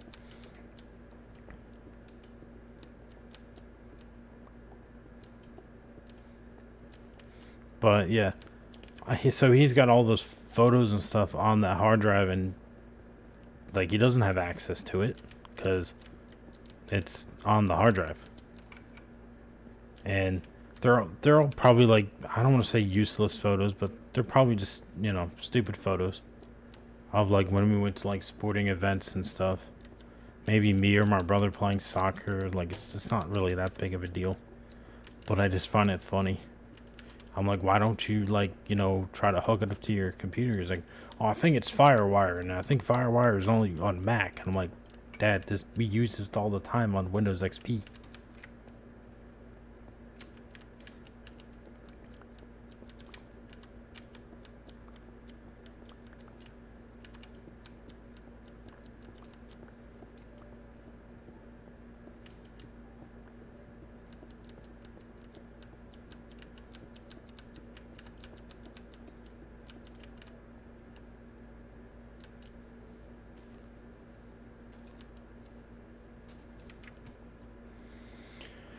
I don't really know how far I want to build these.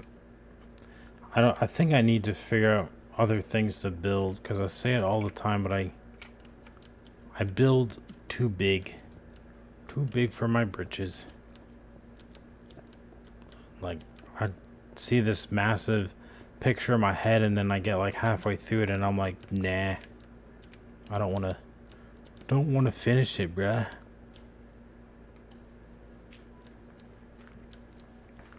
That's probably like one of the biggest Minecraft burnout issues. Is you start a build and then you stop halfway through.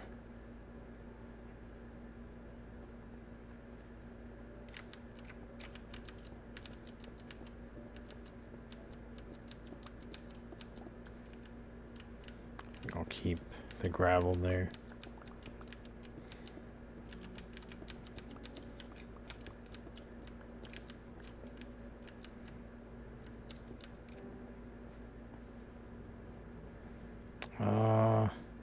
Yeah, I guess I'll dig this part out.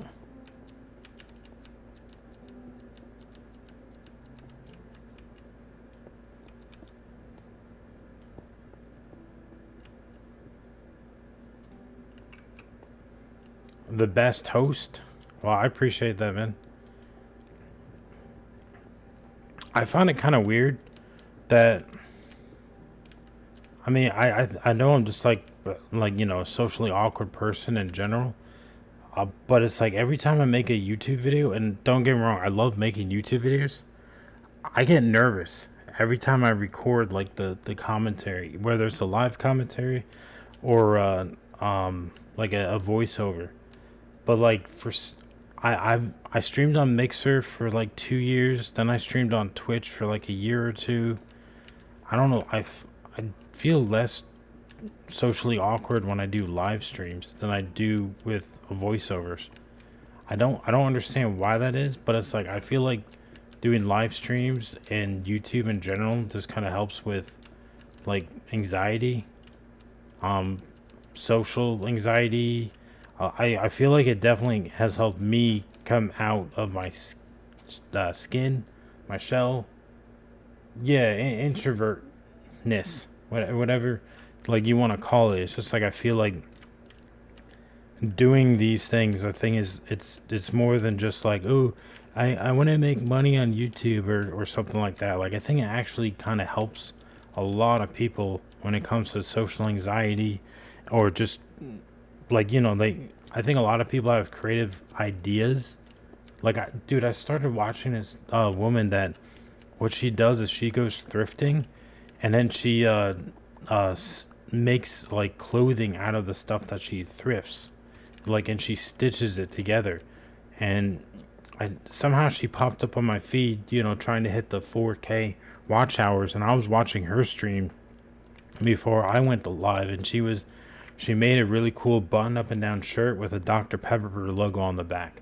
So like people just like, people want to create things, and I think it's a really good outlet for um just getting out of your shell. Because like I don't know, like if somebody makes fun of you online, I don't really care. I still don't really care what people think about me, but like if somebody starts making fun of you in person, it's a little bit harder than if somebody just makes fun of you online. You're just kind of like, you just shrug it off and be like, well, that guy was a jerk. I think it's also like um my first ever YouTube video was me. I did it wasn't a live stream. It was a live commentary over Rocket League gameplay. And it was like, I don't know if it was Rocket League's beta or if it was just came out. And I think it was hilarious. My first ever comment that I got on this YouTube channel, like someone commented, it's like, you sound like an autistic fuck. That's literally what he said. And I was kind of like, you're not wrong. I do kind of sound autistic, so like ever since I saw that comment, I'm kind of like, I don't really care what people say about me, but I still get nervous when I do the voiceovers. That's what I find kind of weird. I think it's because like I don't know if I truly have a stutter per se, but like I definitely have a comprehension issue of my brain and my mouth talking together. Like I can tell that there's a delay sometimes.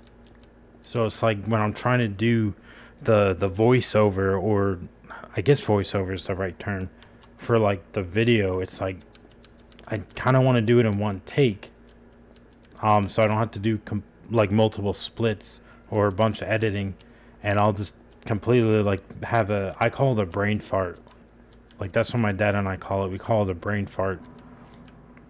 And it's like I get those so many times when I'm trying to do the voiceover.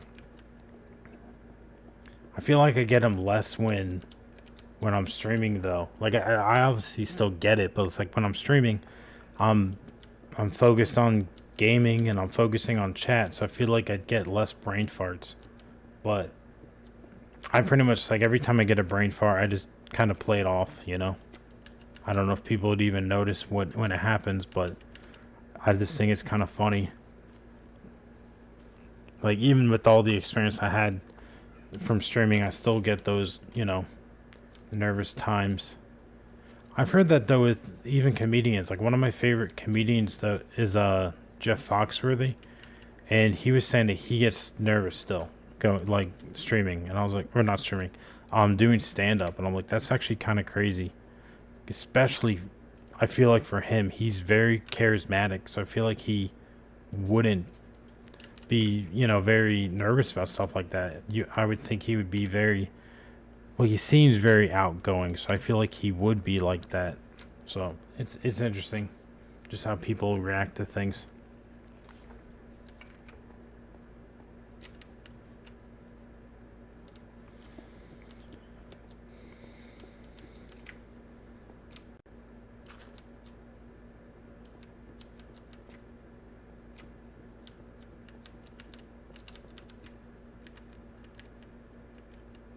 Yeah, we talk the way we feel. Yeah.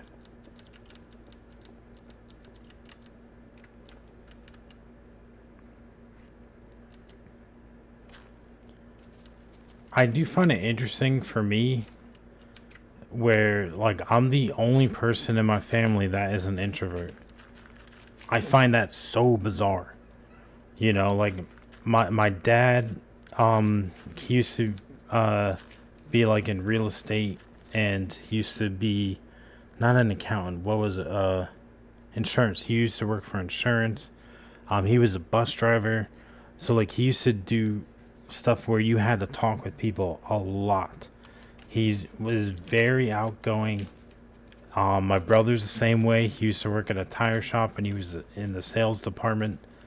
My mom used to be a teacher. And I'm like the only one sitting here like, please don't talk to me. Please don't talk to me. You know what I mean? like I don't think they understand how my brain works. Like, I could, if I went to,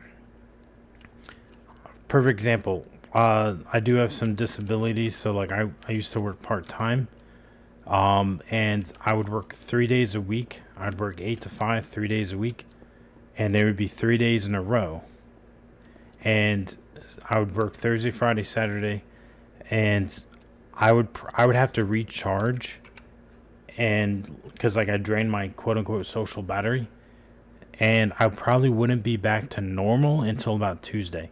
So that's Sunday, Monday, and then like Tuesday afternoon, I would start feeling a little bit more normal. And it sounds weird to say normal, but you know what I mean.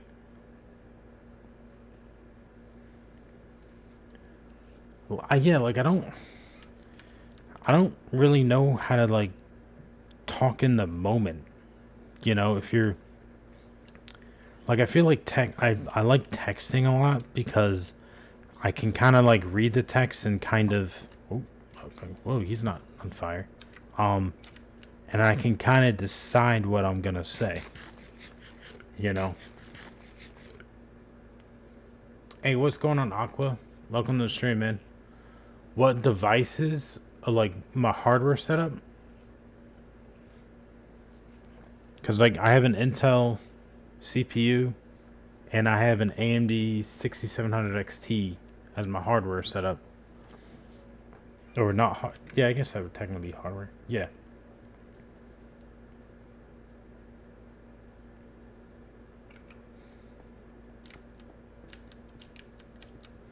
And I am surprised that almost all the stuff, all of the stuff that I use works. Like I'm using what do they call it? It's a audio interface for my microphone.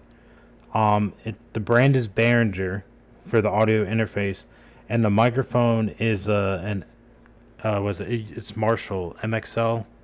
Um, and I've had this microphone since 2018 when I streamed on Mixer, and it just was plug and play. Like it works flawlessly. I also have an external DAC for my headset. I don't know. I'm not saying it's autism because I don't necessarily have autism, but for some reason, every time I would plug my microphone into the DAC that's built into my motherboard or my PC case, I would always hear buzzing, like some kind of hissing buzzing. Didn't matter if it was on Windows or Linux. So I got not an audio interface, an external DAC to get rid of that buzzing, and I haven't had to set that up either. Like it instantly is plug and play with that, and that's kind of, I'd say, out of the ordinary. I don't think a lot of people use external DACs for their PC setup, but like I couldn't stand the hissing that I would get in my like built-in motherboard DAC, if that makes sense. You actually don't like text? Interesting. I don't like text in the sense um that I feel like when somebody texts you, they feel like you instantly have to respond. That's the thing I don't like about text.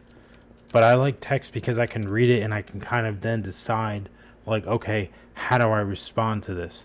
You know, instead of like if I'm in a phone call and somebody asks me a question, I'd be like, oh shit, what do I say? You know what I mean? And if you delay or like take a second to respond, they're gonna be like, all right, this guy's judging me or something stupid like that. That is interesting though, that you actually hate text. I mean, and maybe it's just like an age difference. You know what I mean? Between, because like my dad used to hate texting and now he loves it. Yeah, well, maybe not loves it, but you know what I mean. Maybe it's just a different like generation kind of mindset. Um, like I'll still talk to people on the phone. You know, I'm not like that. I don't know if antisocial is the right term, but you know what I mean. I've tried them all. Well, all the main ones. I've done Ubuntu, I've done Mint, I've done Fedora, I've done CachyOS, I've done Navarro. Um, I haven't tried like um the sub ones, if that makes sense. Like there's Pika, there's Nix. Um, like I haven't tried a bunch of like the weird ones, but I've tried all the main ones.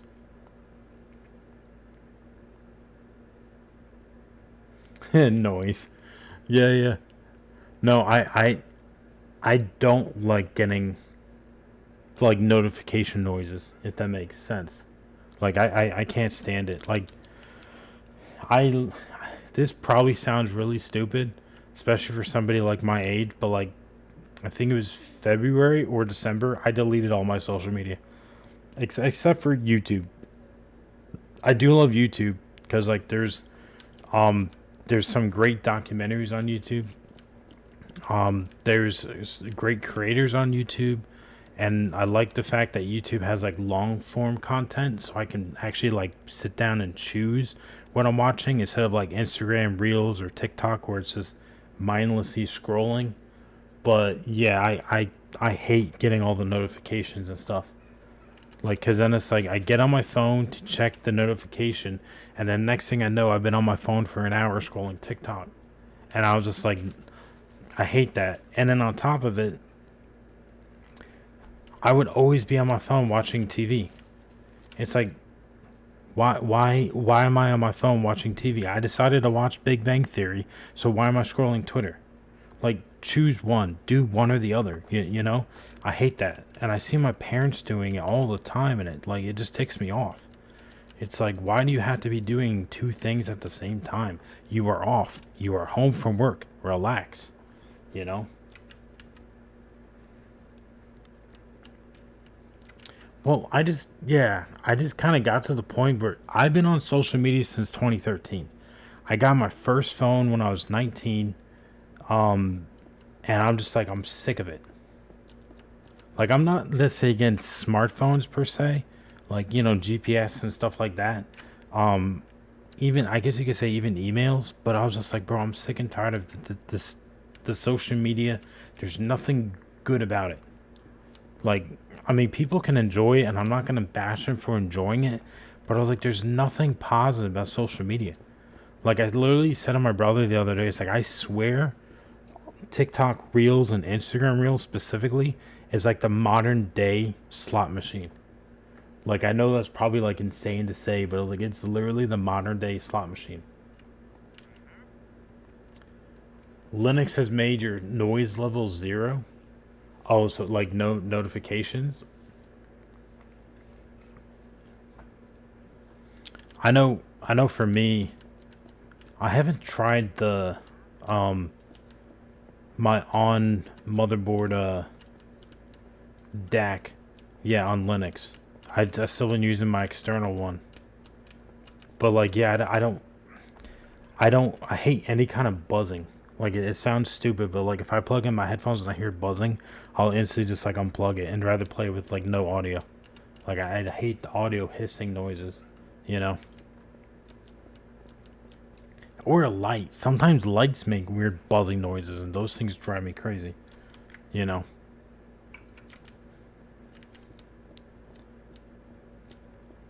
Like I don't want to say like oh I have autism or something because I swear everyone these days are saying they have autism. But it's like the older I get, I've noticed there's certain things like that that piss me off, and I'm kind of like, is it like an autistic tick or something? You know, I don't know. I There's just certain things that I'm like, I don't know if this is normal. And if it is, it's not that big of a deal. I just, I turn the light off, or I just don't listen to, or unplug my headset. But then there's other noise that is great, like white noise. For example, like if it's raining outside, dude, I love listening to music, and the weirdest thing is my favorite kind of music is heavy metal. Doesn't make any sense. Absolutely doesn't make any sense, bro. Like heavy metal, screamo music, stuff like that. It's just the weirdest thing.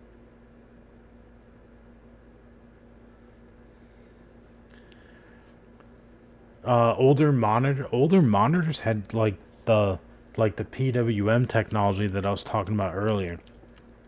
Like if you record old CRTVs, or were they called MRTs? Because they were monitors. You can actually see a black line go up and down. So like, yeah, I could see that. It's the weirdest thing to me because it sounds so weird, but I feel like heavy metal is calming. I don't, if you don't like heavy metal, I don't think you would understand it. Like it's a weird, my brother is the same way. It's like if I need to think, I literally put on like screamo music, like Slipknot or just something like really, really heavy. I mean, I listen to the Beatles too, like I listen to everything. Um, I think my three favorite bands are Queen, Led Zeppelin, and Blink 182. Those are probably like my three favorite bands. But I also like Red Hot Chili Peppers. I also like I haven't really listened to metal for a while. I've been more doing the Beatles lately, but I do like Bring Me the Horizon. August Burns Red is a band that I like. Wage War is a band that I was getting into, and I can't remember the guy's band, but the guy's name is Ronnie. I know people hate him personally because I think he's a dick, but I'm kind of like, the guy speaks his mind, and I don't. If someone's a dick but they speak their mind, I'm like, I'm normally like, I like you, because it's like I'd rather somebody be kind of brash but speak their mind instead of people that are kind of like two-faced people, if that makes sense. Slayer, I forgot about Slayer. Oh, and Guns N' Roses, that was another one, because when you said Slayer, my brain instantly thought of Slash. Yeah, Guns N' Roses is another one. Oh shit, I heard something weird. What was that? Oh, it was the Enderman. Oh, run away. Or Enderman? Was that the right term?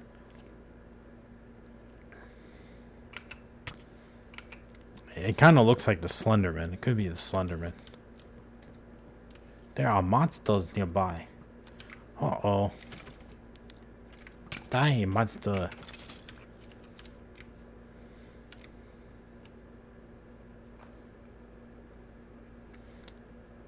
Yeah, I appreciate that, man, Aqua. Yeah, I mean, I've been streaming on and off since 2018, and I pretty much just speak my mind. Like, obviously, I don't want to, say anything that's going to get me canceled, but like, I pretty much speak my mind, and I try to ask, I try to answer the questions the best I can.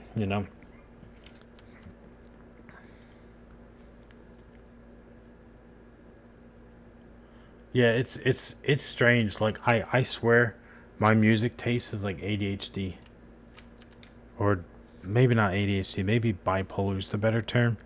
Because like within 1 hour, I could literally listen to, like Slayer, or something insanely heavy, um, and then go to listen to, like the Beatles. And I never really listened to the Beatles growing up because I always thought they were just goofy. And then I went to a thrift store and I found a Beatles CD, and I was like, "Oh, this is neat. Oh, they only want $1. Okay, cool. I'll try this." And then I got it home and I put it in my CD player, and I was like, dang. I was like, I knew this song. I didn't know that was the Beatles, you know?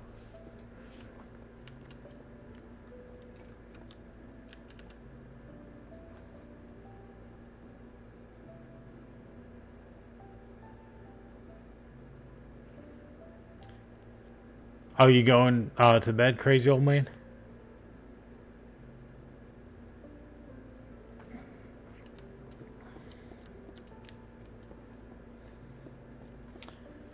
Yeah, Aqua, I almost got partnered on Mixer back in the day before they shut down.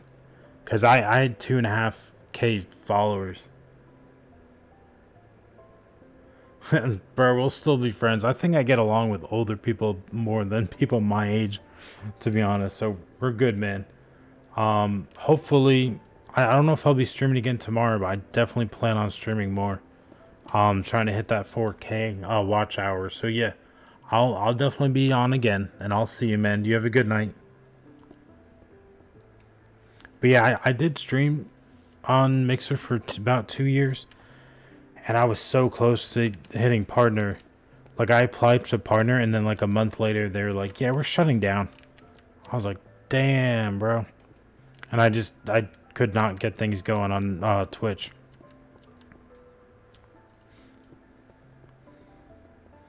So yeah, I took like a many year hiatus because of that. It just wasn't. Yeah, when you get so close to like hitting partner on Mixer and then them just pulling the plug, it was devastating, bro. Like I stole some friends from Mixer, you know. Um, and when I started making YouTubes again, and when I started making YouTube videos fairly recently, within the last week or two, I didn't really like message any of them on my Discord because I was like, I didn't want them to feel obligated to like watch my stream. So I was kind of like, I'm just gonna go into this like not really telling anybody and just kind of be myself, and just see how it goes. Like if I start getting traction and stuff, and it kind of, and I start enjoying it again, then I might reach out and be like, hey man, I've been streaming for the last like week or two. If you want to come out and chill. What was that? Oh, I thought my cat was meowing or something. I'm like, I already gave you dinner.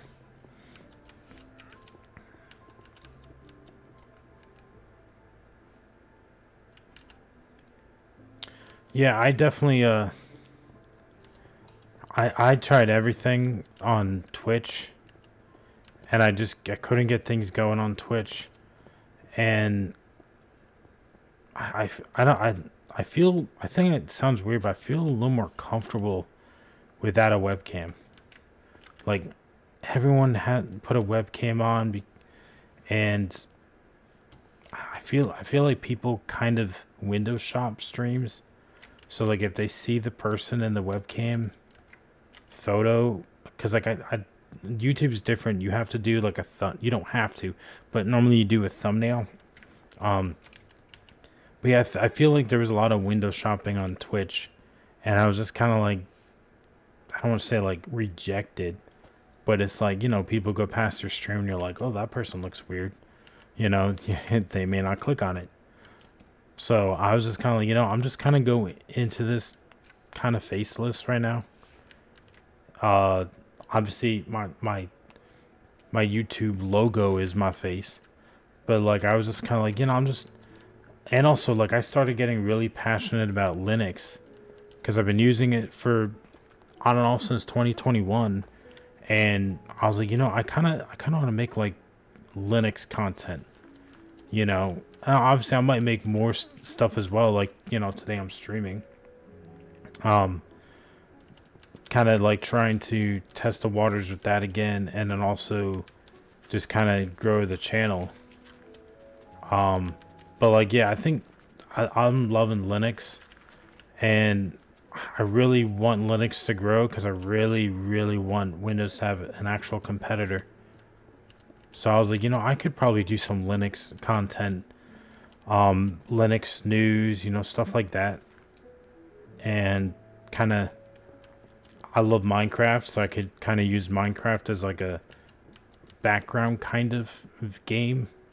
You know, kind of people do it a lot with like Call of Duty.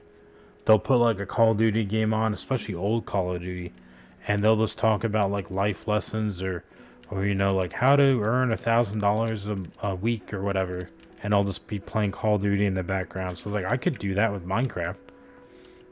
So it's just fun. I feel like a lot of people, you just kind of, I feel like everyone has to have some kind of like I guess you could say creative outlet.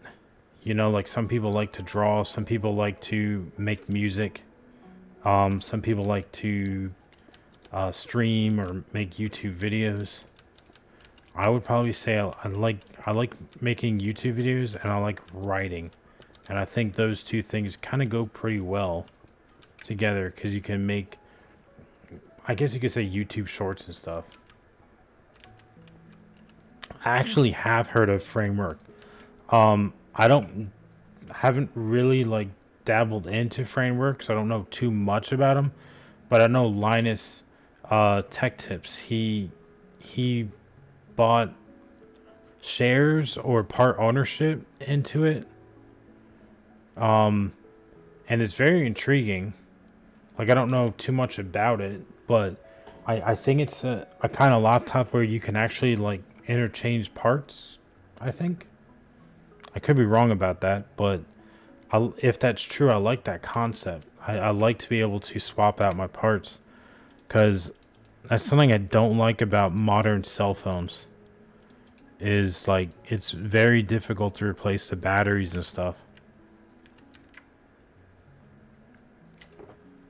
All right, let me start getting some dirt.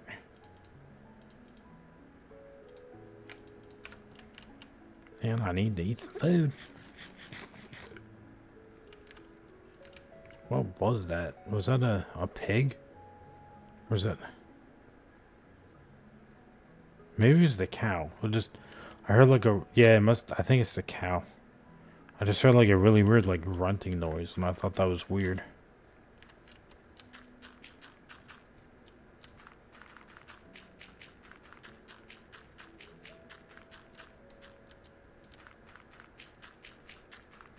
Oh, it's like Linux if it was a laptop? Yeah. I definitely want to look more into that then. I think it's kind of crazy how well Linux works on old hardware. Because I still have it, but I have the Windows, not Windows. Well, it ran Windows. It was an HP laptop from 2008, and it only had 4 gigs of RAM. It was a HP Pavilion. It was 4 gigs of RAM, and I think it was a dual core processor. And it was running Windows 7. And every time I would like open it out of sleep, the thing would like lock up and freeze. And I was like, you know, I'm going to try putting Linux on this because I've seen so many people do it on YouTube. I put Linux Mint on that thing. Oh, dude, it is flawless. I watch movies on that thing. I'll take a DVD and put it into the DVD drive, and I'll just sit on my couch, watch movies. I also do use the LibreOffice on it a lot for like writing up scripts and stuff, or not scripts. Dude, keep stumbling over that word. I think it's scripts. So yeah, the thing works great. I just think it's crazy. Like years ago, I put a new hard drive in it. I put an SSD in it, so that probably makes it better as well. But 4 gigs of RAM, I think Linux Mint only runs like half a gig. So it's really cool seeing how Linux can make old things work really well. So I wonder what frame rate would be like.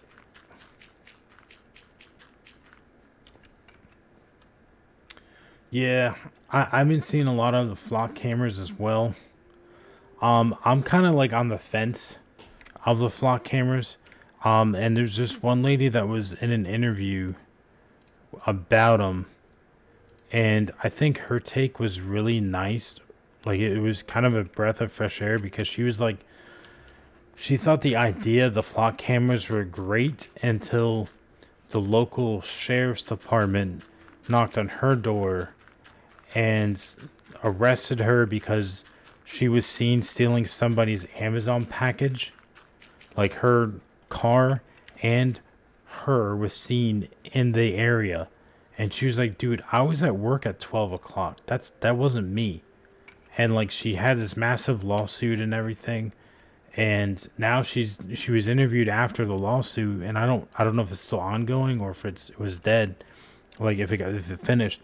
And she got interviewed again, and she was kind of saying like, she's like, I don't necessarily think they're bad still, but in the wrong hands they're bad. And I was like, that's probably the perfect example.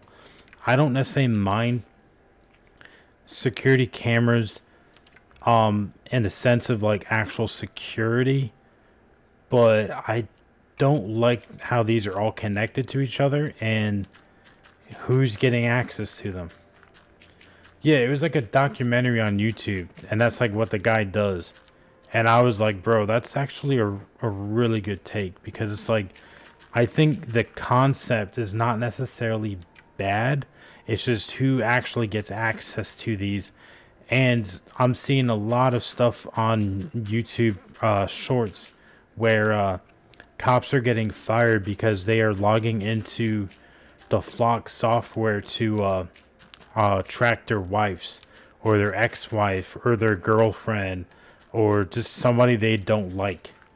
And I'm just kind of like, see, that's the perfect example of it not being used well. So it's like, I don't know. I don't like it, but I find the irony of it in a sense that people instantly hate it, but they carry $1,000 iPhone in their pocket everywhere they go, which is tracking everywhere they go, everything they buy, everything they search, when and where they go to certain places like work, grocery stores. Like it's always tracking you. So it's kind of like you're bashing Flock, but you're still technically carrying something that's tracking you. So I'm kind of like, it's, I don't know. I find that kind of ironic, but that's just me because I don't like social media and stuff like that. So I know it's probably going a little too far, but I'm just kind of like, okay, Karen, you know, it's like if you don't like Flock cameras, then go throw your $1,000 iPhone out is kind of my mindset, you know, and go back to a flip phone.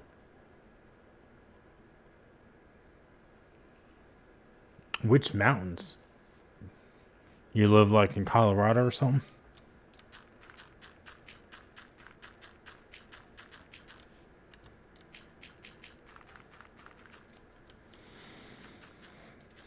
Because, yeah, actually, I have a buddy that lives in Colorado, so he's always, like, sending me pictures.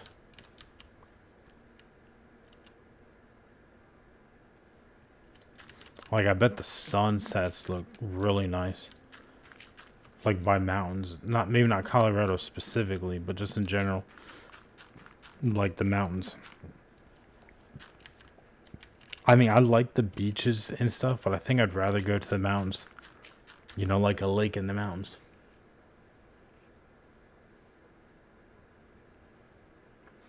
Graphene, yeah. Um, what's going on, Benz? Welcome to the stream, man. Good to see you. Driving in Colorado, yeah. Colorado is, at least I've never been there, but just like based off pictures and stuff, it's beautiful. I don't know like what the right answer is though for like the flock thing. I could say like, oh, it's not that big of a deal. But then it's like if you go that route, then it's like once you realize it's a big deal, it's too late. You know, it's kind of the way I feel with smartphones and social media. Like me deleting my social media, and I mean, I'm actually using a flip phone. And it's not because I'm a drug dealer or anything. It's just I don't really want to be bombarded by junk. And it's like the flip phone I can call and text. Does everything I need. You know, like if I need GPS, then I can always bring my old smartphone with me, and I can use the hotspot on my flip phone to check Google Maps. You know, if I really need to get, like, if I really need to know where to get somewhere. And if I was going on vacation, then I would probably just flip over to my old smartphone for the vacation or something, like, just so I have access to Google and Google Maps. So I've gone to the point, and bro, I'm only like 31, but I've gone to the point where it's like I want a phone just for a phone. I don't want the phone for everything. All right, Aquaman, it's good talking to you. Hopefully you have a wonderful day, man.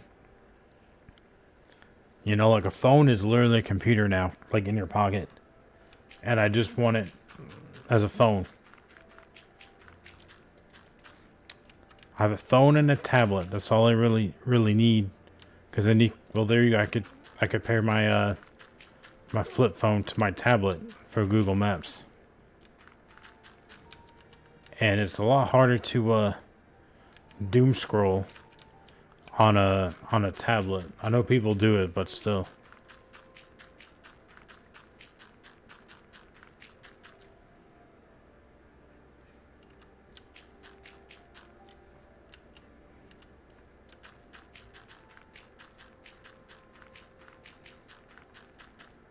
Oop.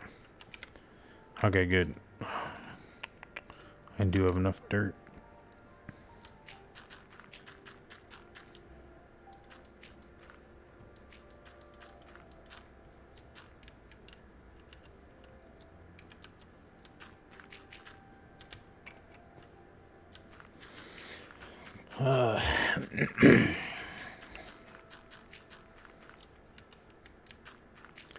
I still have to take that mountain down over there.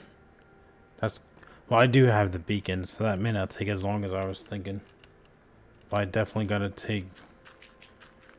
Well, I guess I could maybe build the buildings first and then start taking those mountains down.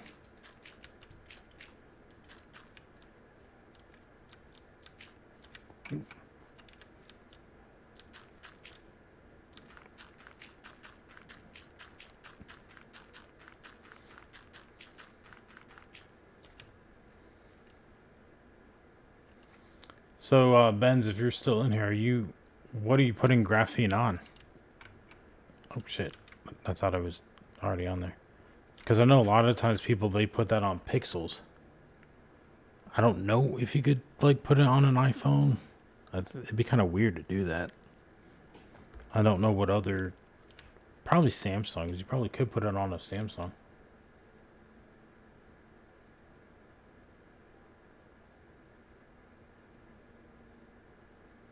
CK3.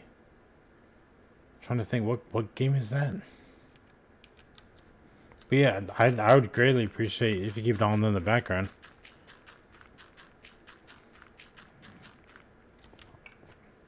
But yeah, but if not, that's no worries, man. It's been nice having you. Pixel 10, ooh. Yeah, I was thinking it was only pixels. Yep. Crusader Kings. Oh, is that? I think I know which game that is. Yeah. I don't know if it's the one that Burnt Peanut's been playing recently, but I know he's been playing a Medieval Knight game fairly recently. And yeah, I have not tried that game yet. But I do see it on my Steam store page all the time. I don't know if it'd be a game I would like or not. Like, I'm not really into competitive games, but I don't know. There was a game that was like it that came out on consoles years ago. It was like Vikings against Samurais. I'm drawing a blank on what that thing was called.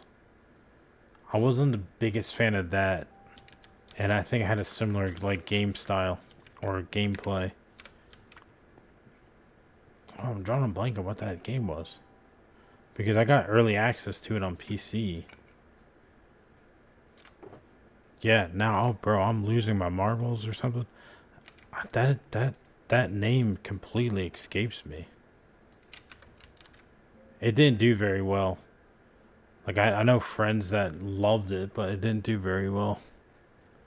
Vikings against... I think it was like Vikings against Samurais, or Vikings against, maybe it was Medieval Knights. But yeah, I think it was on all platforms. And I want to say it was like 2018. But yeah, I think the coolest thing for me when I started moving to PC is just the range of games you can play. Like, I don't even know if there's MMOs on PC, or sorry, not PC, on console, like League of Legends or Dota. I don't think any of those games are even on PC, or any games like it. Actually, Smite be one. That actually might be one that is technically like an MMO.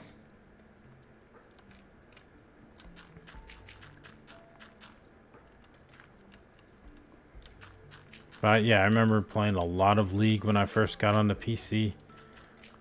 League of Legends, and that game is probably the most toxic game I've ever played. And then I got to Dota. I got banned on Dota because my team reported me for feeding, and I thought that was hilarious. I'm like, bro, I'm just stupid. I don't know how to play this game. I'm not feeding. I was like, just look at my level. You can tell my level is like 1.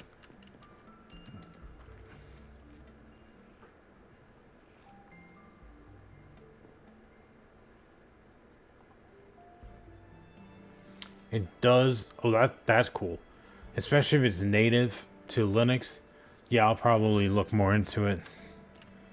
Cause I'm always down to play games when they're native to Linux.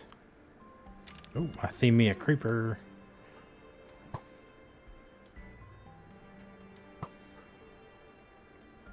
Like, I've been playing a lot of CS:GO lately. I'm not, like, again, I don't necessarily play games competitively, but I was in the mood for Call of Duty, and I was like, well, I can't play Call of Duty on Linux. So I was like, well, let me see what else is like it. And I was like, oh, I haven't played CS:GO in forever. I was like, I'll give that game a shot. And it's been pretty fun. Well, like, yeah, I could see maybe people, like, getting pissed for feeding, but I was like, bro, I was literally level 1. I don't know how to play this game. Like, I think I was like 0 and 25, and they thought I was feeding.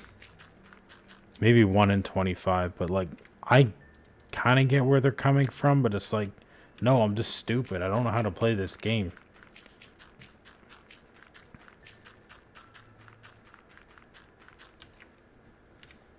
But I mean, that was well before I knew about smurfing and stuff, so I don't know, maybe they thought I was smurfing. You know, like trolling, like, oh, this guy actually is good. He just, I don't know. It was just kind of funny. And I don't know how long the ban was. I probably could go back on Dota, but I was like, nah, I don't need to. I think I could maybe like do League of Legends again, but I don't think that works on Linux, so it's kind of like, not that big of a deal. But I didn't mind League of Legends. I thought that game was relatively fun when it comes to like an MMO kind of perspective.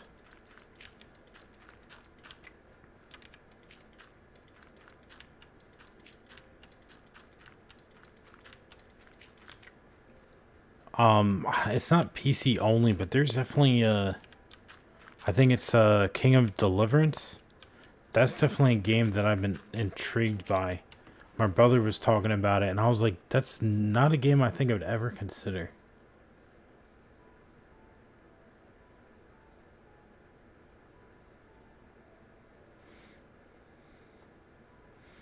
Yeah, I'm not very good at competitive games either. I would say I normally always would play them like in ranked, because I kind of just wanted to see how good I was at the game. But like, that was pretty much it. and almost all of them I would get probably gold, you know. So like that's probably average, nothing special. Um,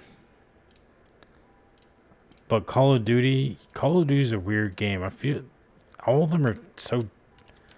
It's weird to say they're all different, but they're all like identical.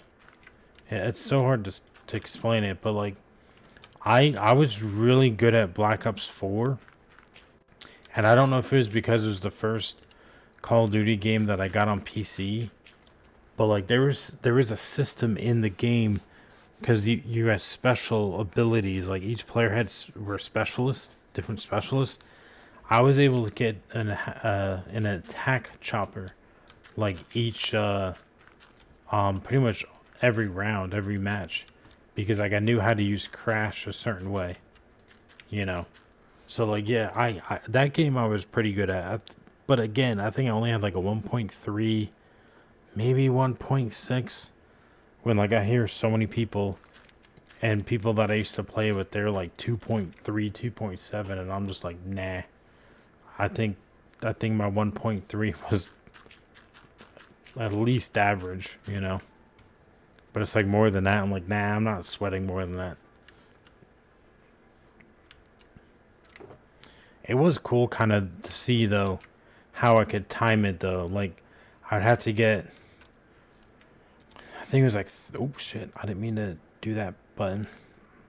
No, I didn't mean to get rid of the lava. Shit. Oh well. I was just using the lava to throw away all my junk pieces, blocks.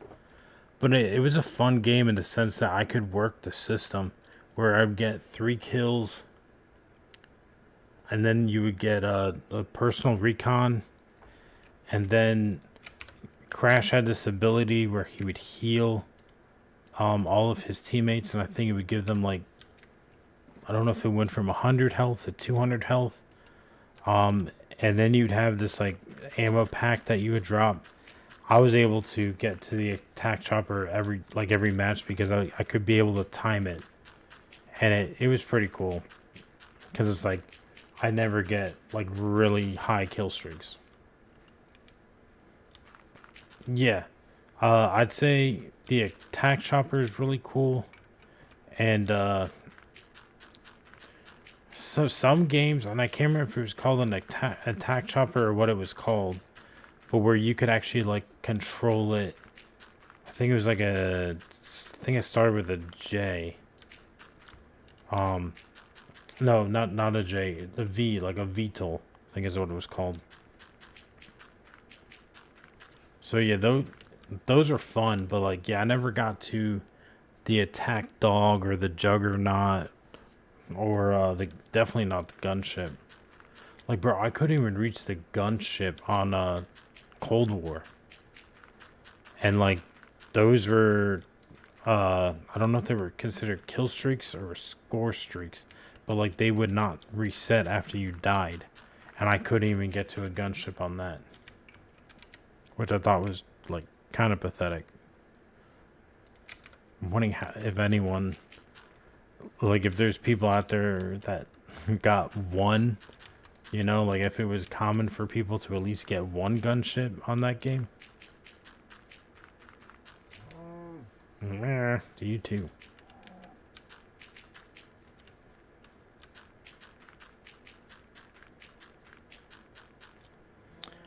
I think I might get rid of the gravel.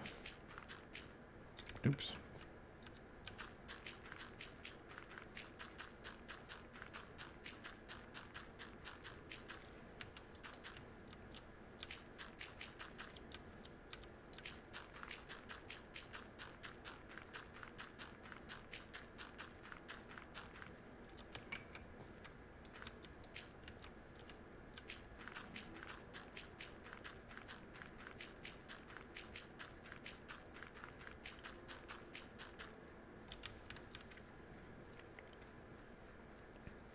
How much?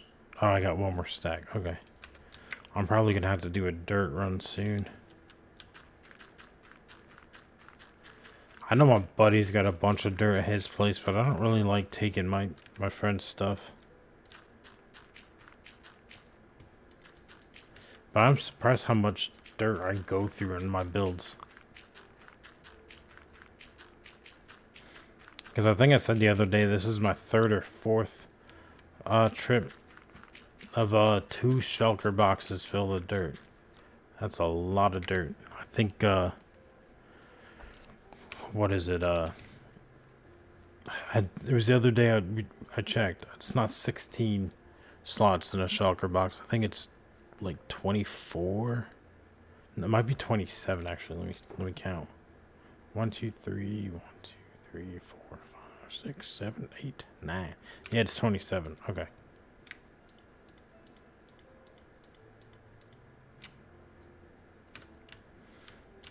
I need to get more lava for that pit though.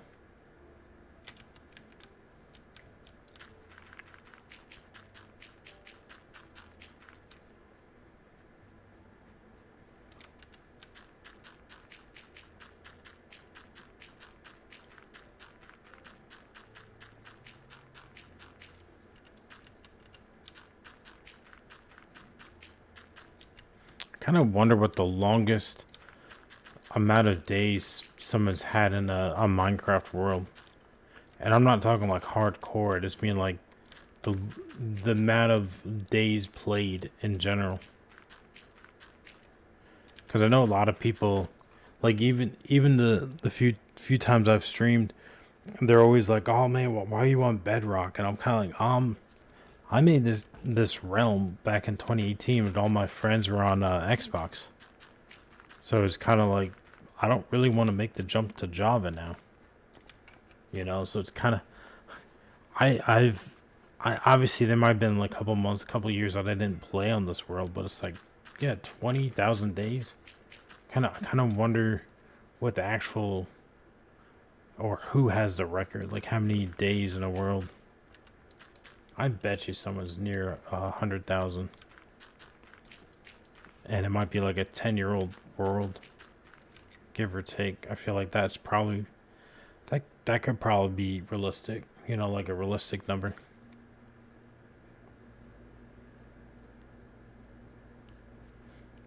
I think I need to carry a bed on me instead of always going to this building.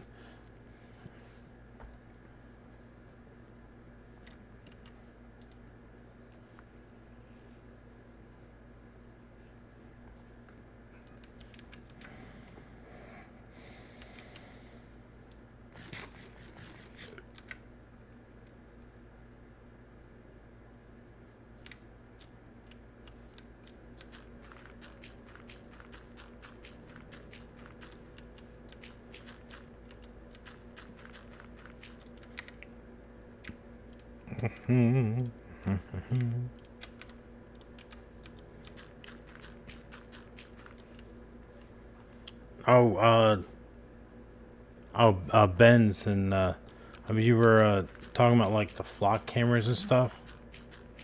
I kind of wonder if people might.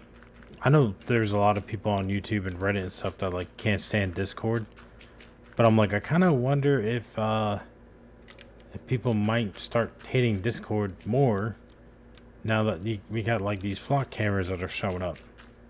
Because, you know, Discord wants the age verification, and Flock kind of wants to keep track of us. So I'm kind of like, I wonder if people might get more mad about Discord. Because, like, I technically have a Discord account still, because I have a server there. But it's like, I just don't want to use Discord anymore. Like, I understand you may not have to verify your age, like your ID. I just don't like that. Like, I don't want it. Same reason why I don't want to use Windows. Like, there's just certain things that it's like, I don't want to have to do something in order to just use, like, your software. Or if I buy something, I want to actually own it. Like, I don't want the company to tell me how to use it. It's like, it's my device. Like, especially a PC. Like on Windows, you spend $120 on a Windows key, which, I mean, nobody really does that anymore. They just, you know, use it. You know, they boot in and use it. But, like, if you spend $120 on a Windows license key, stop shoving AI in it and, you know, using telemetry to sell data.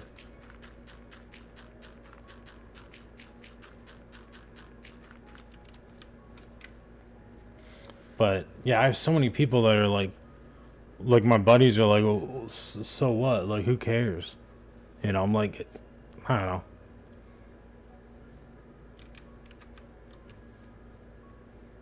Yeah, I'm trying Root right now, the Root app, and it works on Linux pretty well. I can't do screen sharing on Linux, so I don't know if that's like a permission thing.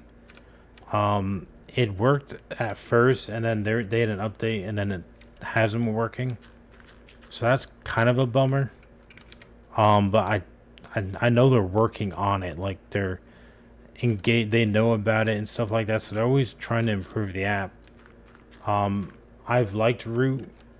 I've been looking at alternatives, but I think it comes down to like your friend group. You know, kind of like the old console war back in the days.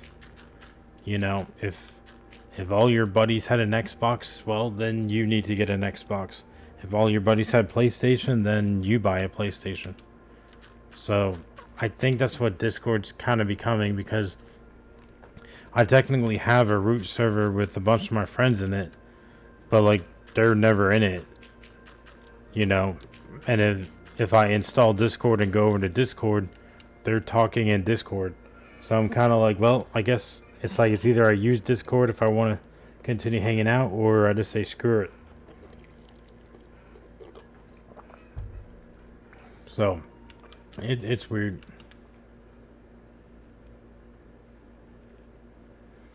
Oh, BitLocker? Yeah, and I never used BitLocker, but yes, I know BitLocker is terrible.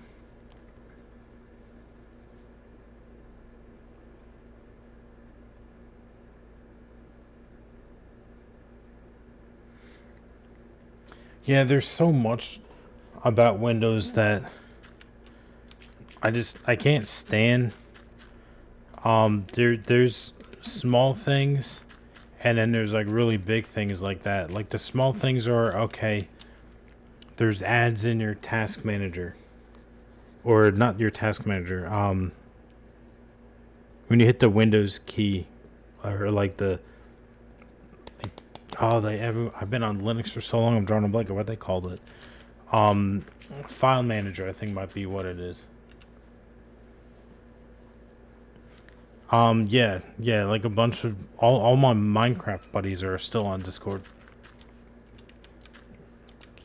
But yeah, I mean, there's ads in like your task manager and stuff, File Explorer, and like okay, that's irritating, but like I could probably get over it. But I feel like the ones that I don't want to get over is the Copilot AI baked into it, and I mean like crazy baked into it. The recall thing, and that takes pictures of your screen every 2 minutes. That's another one. 11.1.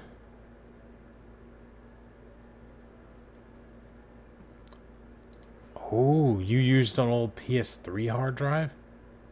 Oh.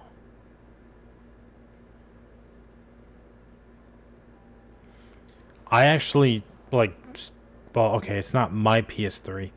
I bought. Is this where? Yeah, this is where I get the dirt.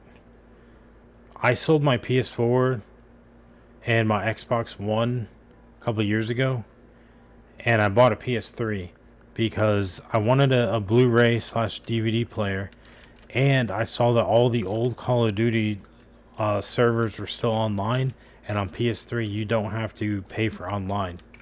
So I was kind of like, okay. And the bundle the guy was selling on eBay, I think I paid like $100 for it, and it came with like all the Call of Duty games. So it's like now I really don't need Windows, because I can just boot up my PS3 and play all the Call of Duties that I like, you know. But yeah, there's just so many things that I was just sick and tired of Windows that I just made the switch, and I'm shocked at how many of my friends don't care. Like, I'm not trying to be like, I'm all holy and righteous, and you plebeians on Windows. It's not that. It's just like I tell the certain things like, yeah, I didn't like this, I didn't like that, and they're just like, so. I think the PlayStation Store might get shut down, and they might eventually. But it's like I could still technically play Call of Duty offline. Like I could play the campaign. Um, he also the bundle had Modern Warfare 2, Modern Warfare 3, Black Ops 1, Red Dead, Red Dead Redemption, the first one, GTA 4, Skyrim, MLB The Show, like 2010, and Killzone. So like it came with a bunch of different games. So it's like, even if they shut the PSN like store or the network down, I could still probably play those games offline. Cause like I'm pretty sure all PlayStation and Xbox 360 games had the ability to play games offline. I think the online only really came out like late PS4. I could be wrong. Oh, what? Oh, I thought it was a zombie on me. Yeah, that's pretty much me too. I have a Windows 10 install. I deleted my Windows 11, and I used Linux only for a couple months, and then my brother wanted to get back into Battlefield 6, which I already own. So I was like, well, I'm not using Windows 11 anymore. So I installed Windows 10, and if you go into settings in Windows 10, there was a button where you can enroll into longer security updates, and it would go through, I think it was October of 2027. Because they got Windows or Microsoft, they got into a massive lawsuit recently. I mean, like they always do, but the lawsuit was pretty much, I think they said 40% of their user base is still on Windows 10. So they pretty much said that you can't stop support for Windows 10 because the 40% of your user base is still using it. I think it was like 40% of their user base was using Windows 10, and I think it was like 56 was using, I think Windows 11. There's something right around there, and there was a percentage that was like unknown, which is probably people making local accounts, and they're not signed into Microsoft. So that's probably a little bit harder to know what they're running, So I was kind of like, okay, so they had to extend the security updates, like not update Windows per se, but they had to make sure that Windows still was getting security updates until like 2027. So I was like, okay, I'll enroll that. Like I'm not going to use it, but I was like, I'll install Windows 10, and just in case like my brother wants to play Battlefield 6, then I might boot into Battlefield 6 to hang out with him. Oh crap, I need to go. I need to go to a bed. Let me go to Mitch Mar's house. So yeah, I just saw that lawsuit and I was like, typical Microsoft getting into a lawsuit.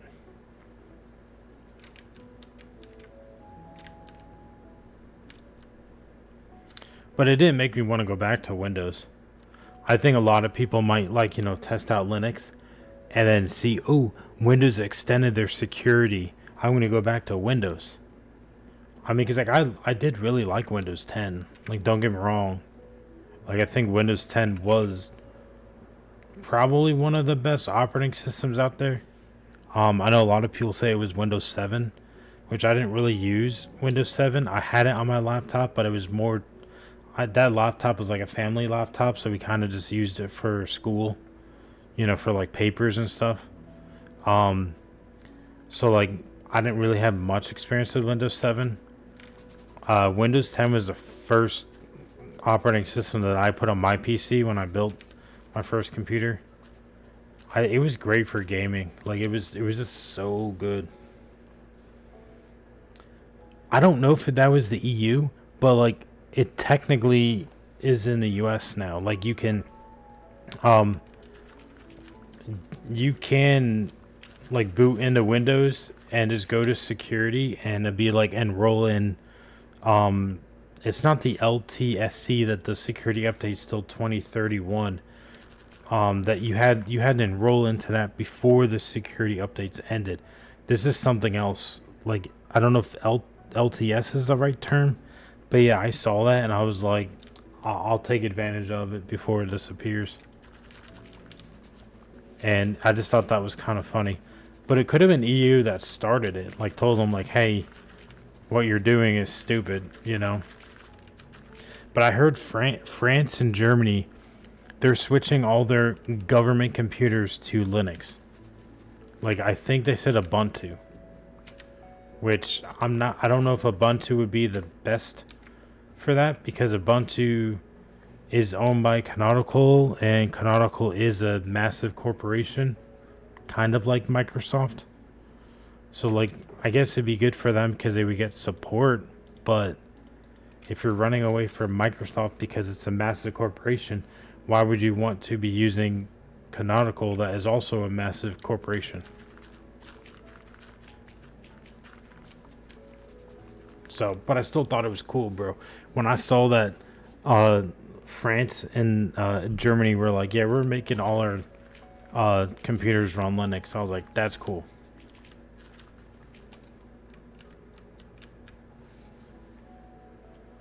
Yeah, my first the first computer I ever used was Windows XP, which I want to say that came out in '98. That was like my first introduction into a computer. And my first ever console was a NES. So, Nintendo, man, I'm not saying they went downhill, because I think the Switch is cool and all, but man, they had some of the most iconic consoles. Like I had the GameCube as well. They just had such really cool consoles. Like even the Wii was really cool. Like Wii Bowling. I never like owned a Wii, but I loved going to my friends' houses that had a Wii, because Wii Bowling was so much fun. Oops.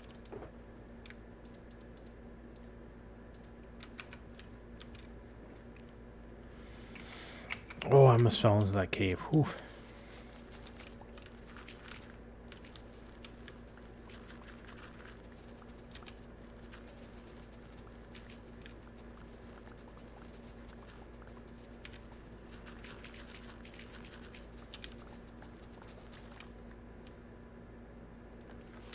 Yeah, I don't remember like if there actually like was a Windows 2000, because all I remember is like Windows 95, Windows XP, and then like I think it was Windows Vista. But yeah, they probably had a bunch of ones in between. But yeah, Windows 2000, I bet that was terrible, because it's not like a main one that I remember.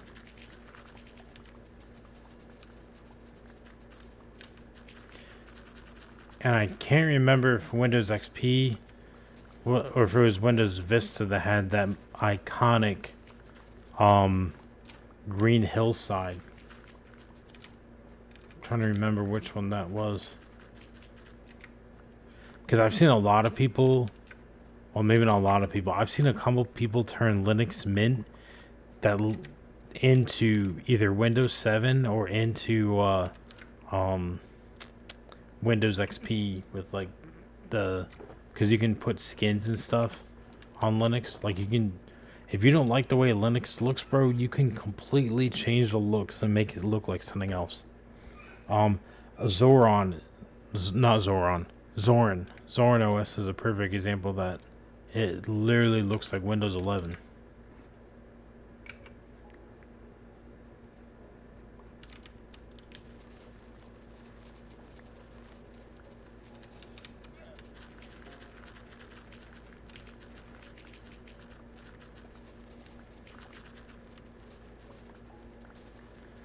Yeah, your llama better not spit at me or I'm gonna smack it.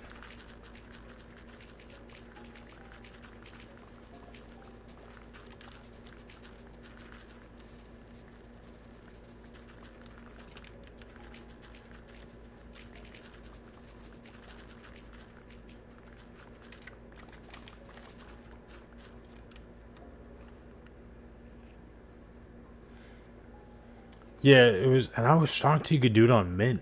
I was really shocked, because I was thinking like, oh, I think that would be more like an arts thing. But one guy did it on Mint, and I was like, okay, because like that was like one of my biggest complaints about Linux Mint, was because I was like, I didn't like how it looked. Like the icons looked weird, and I didn't like that there was a loading wheel. Like whenever it was like something was loading, you actually had a loading wheel, and I was just like, I don't think a lot of people care, but I was like, I don't like that. Like it just aesthetically, I didn't like it. Um, and then it was terrible for gaming. Like you probably could get it working well, but like I couldn't play a lot of my games. A lot of my games would crash on it. But it worked. It works great on my laptop. So I would say like that's probably how I'd recommend people to use like Mint. Like, hey, if you have old hardware, um, like a laptop or just old hardware in general, and you're mainly just using in the browser or doing emails or maybe even like Excel on it, then I would say yeah, go ahead and do Mint. But yeah, they all have their purpose, and I still like Mint. Like I'm not bashing Mint at all. It's just yeah, I don't think it was the best for gaming. I like what Mint is doing though, like in the sense that like they're trying to make it look like Windows 7.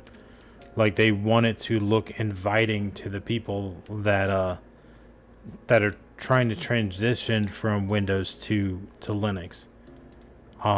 So like I definitely support Mint, but I didn't like it aesthetically. Um, and I would say my first ever uh, Linux that I used was Ubuntu, and I love Ubuntu.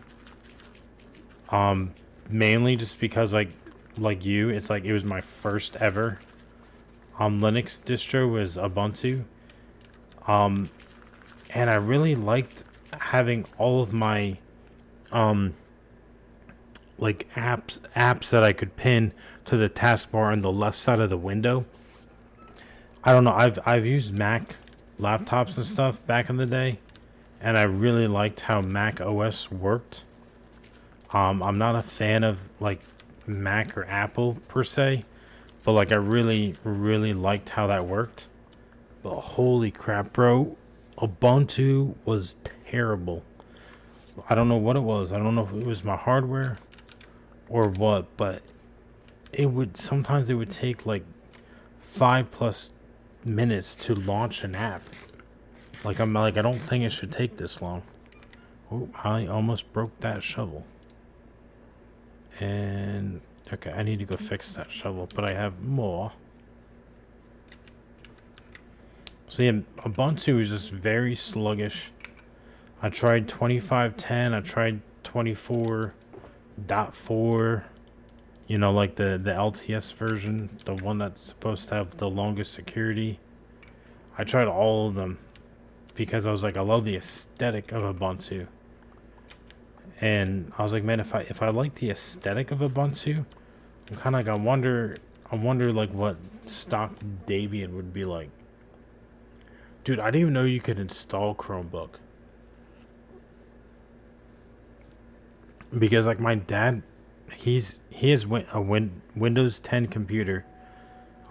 It's my old computer, and I gave it to him because they had Windows XP, and I tried putting Windows 10 on it, and it just wasn't really running very well.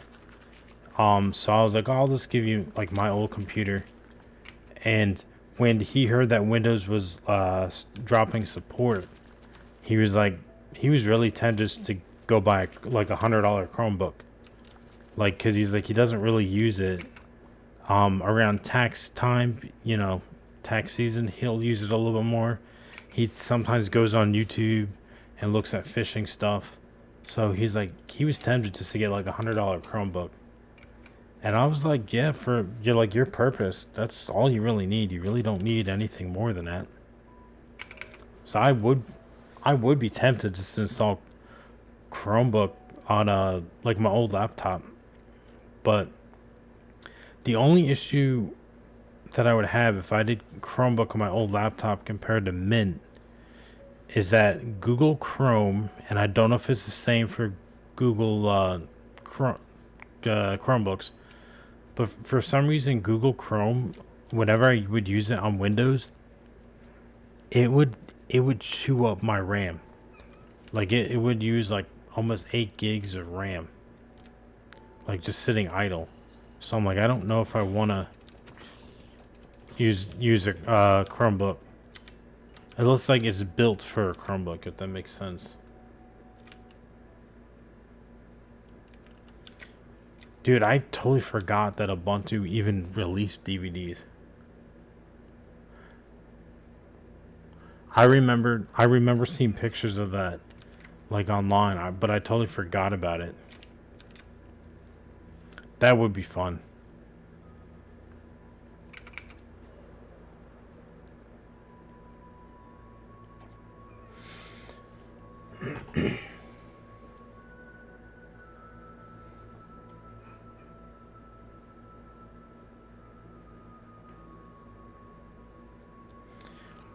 I like Chrome in a sense that like I like how it looks, but holy crap, does it chew away at your I don't know, let's say resources per se. Like I don't know if it's necessarily that bad for the CPU, but it's at least 4 gigs of RAM.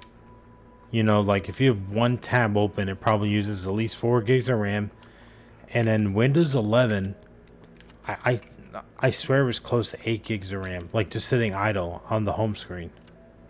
So it's like at the time when I upgraded to Windows 11, I think I only had like 16 gigs of RAM. It's like, this is insane. Because like I always like having a tab open, you know, because I would listen to music, and I'd either use Spotify back in the day, or sometimes I'd use Windows Music, or not Windows Music, YouTube Music. Or if I was streaming and I would have chat open, like now I have chat open, but I'm using Firefox. Firefox is much better on resources. So yeah. So it's like, I don't know if Firefox is better, but it's definitely much better on resource management.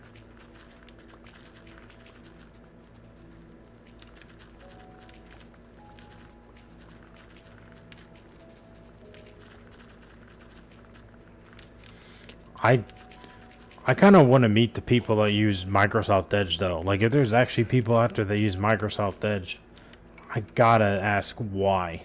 You know what I mean?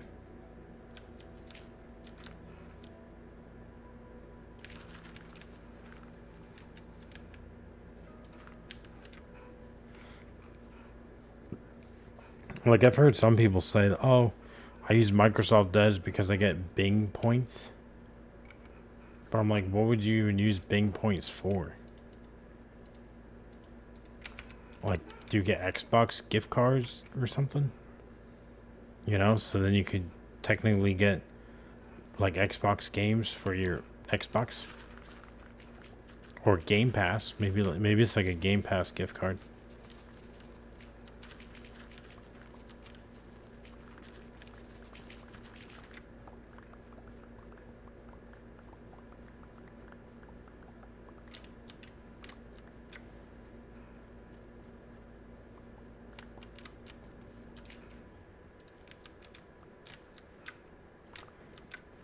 Alright, I think this is probably enough dirt.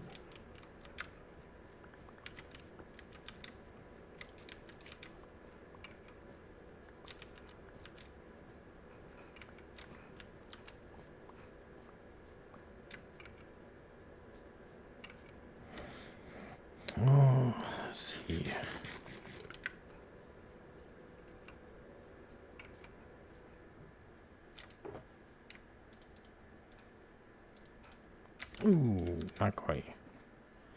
Probably don't need more for right now, but yeah, 3 stacks away.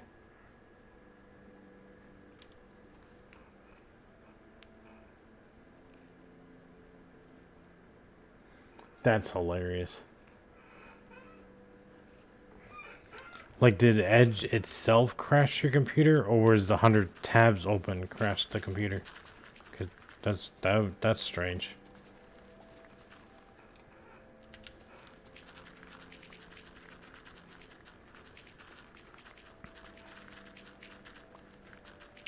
Ooh, that's a whoa! Spider can climb.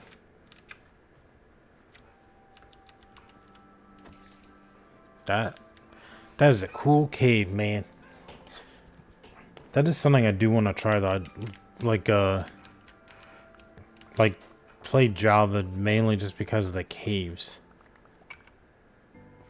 I think I still own. I think technically I still own Java. So one day I might set that up and like just try going in the caves because I know Java has many big caves. Okay. I was gonna say that that's still crazy though. I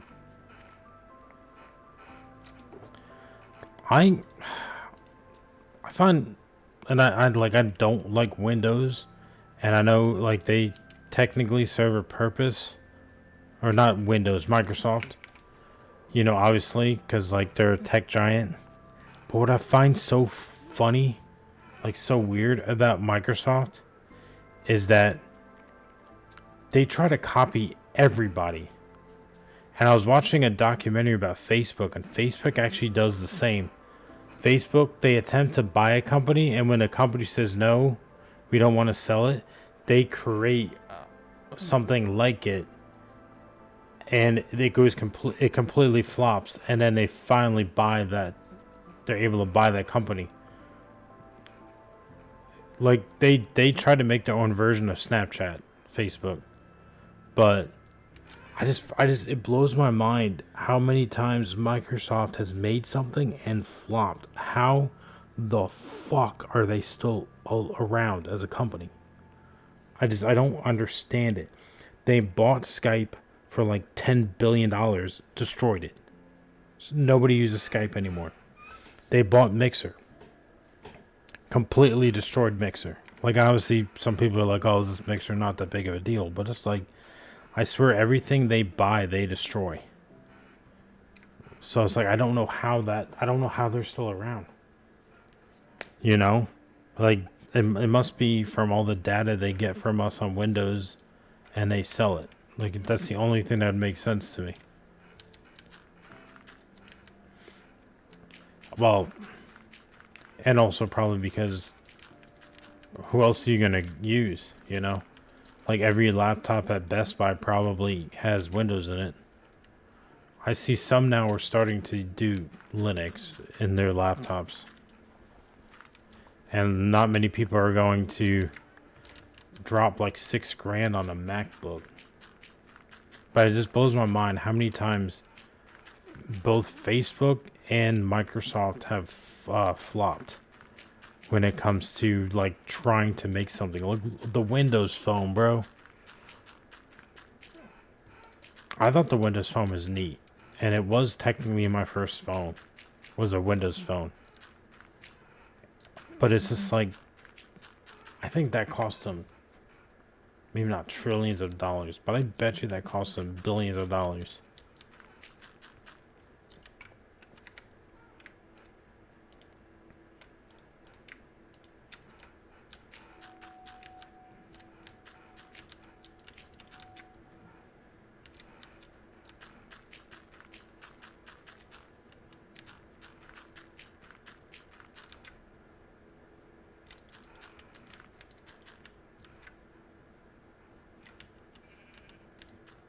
Dude, I don't even know where all these sheep, goat, lamb, sheep. Yeah, the sheep. I don't know where all they're coming from.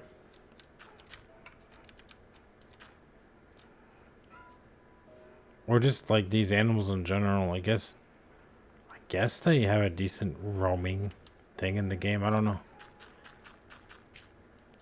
Because I don't think I have a farm anywhere near here.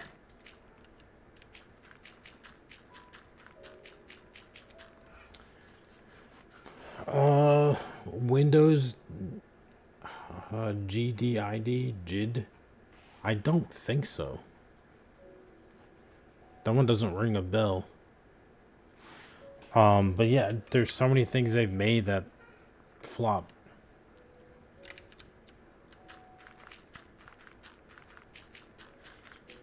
And I know many years ago, Microsoft was in a lawsuit,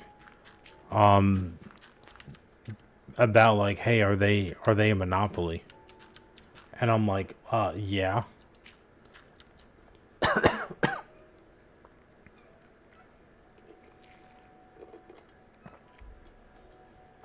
I don't think they like got any trouble or whatever, but I think it's in the U.S. like it's an anti-consumer practice lawsuit where it's like one company is a monopoly. I think Apple even got in trouble for something like that. I think it was when they banned Fortnite from their Play Store. I think it was kind of a lawsuit kind of like that. And I just kind of wonder, like, how did Microsoft get out of that? Because I guess technically there's Mac, but I still don't think Mac is that. I think Mac is less than Linux when it comes to the amount of users. Or it at least is on Steam hardware survey. So like I don't know, majority of the people that run Mac probably don't game or even know what gaming is. So yeah, maybe Mac is a little bit bigger than I'm thinking. But yeah, I swear Windows has to be a monopoly. Because every device you buy is coded for Windows. Like you buy a new keyboard, the software's for Windows, you know, or the companion app or whatever. I mean, a lot of stuff runs on Linux. Like I was kind of surprised on how much of my software that I own, like my microphone, my mouse and keyboard, I was kind of surprised because they're kind of geared more towards like Windows and gaming gear as well.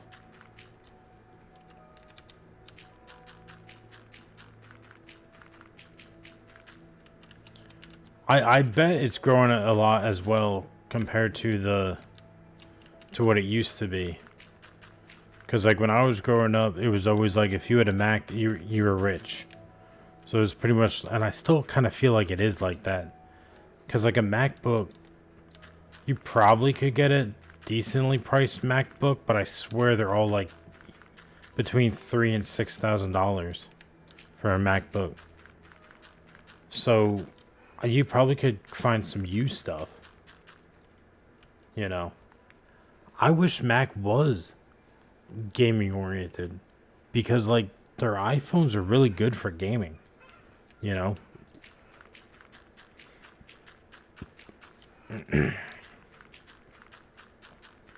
Like their gaming chips or GPU, whatever you want to call it, normally scores as good as Samsung, if not better.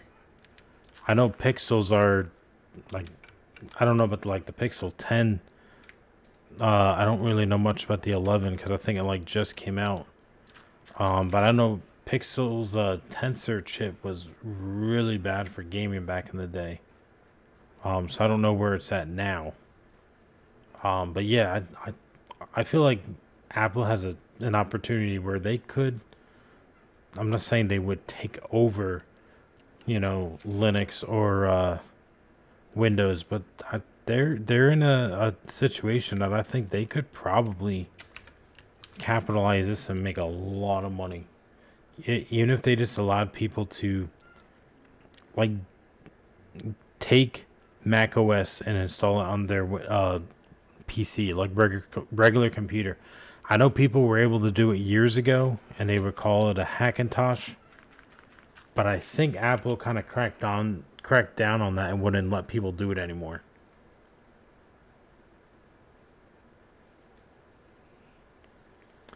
I knew a lot of people growing up that had MacBooks, like throughout school. Like heck, the school I went to, they had MacBooks, but they had the white ones. They were like all white, and if you go online, they were like, I think they were called MacBook A or MacBook B. Like they were like the lowest dirt cheap MacBooks you could find. I think it was even lower than a MacBook Air, like the old school MacBook Air, like the one where I can't really describe it, but like it was really thin, but holy crap did it have insane bezels. Like the bezels were so thick. And I thought it was such a weird looking laptop.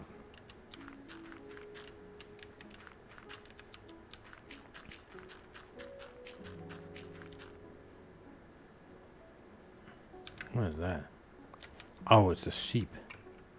Lamb. Meat. I find it weird how many times I get repeat like achievements, and I don't know if it's really achievements or like recipe stuff. I'll get a lot of repeat ones, and I find that kind of weird.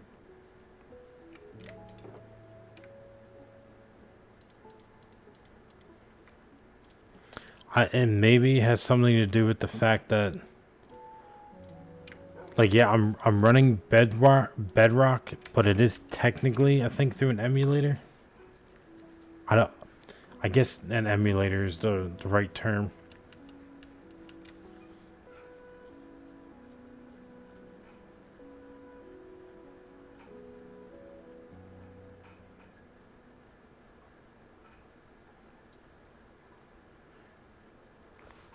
Yeah, it must be a bug then. If it's just, I think it was happening to some other buddies as well, but we haven't been on together in probably about a month or so. Oh, it's on Java as well. Okay.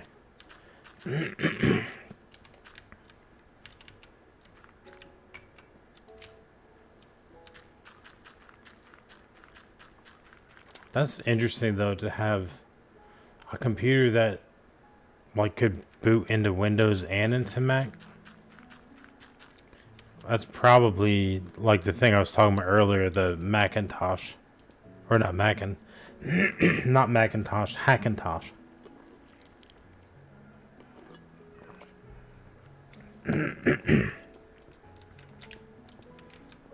Which I kind of was tempted to do that back in the day. To make a Hackintosh.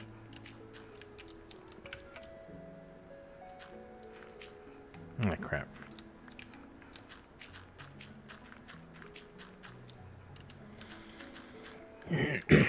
But yeah, since a lot of my buddies haven't really been on in this realm for a while, I have been kind of tempted to dabble in Java again.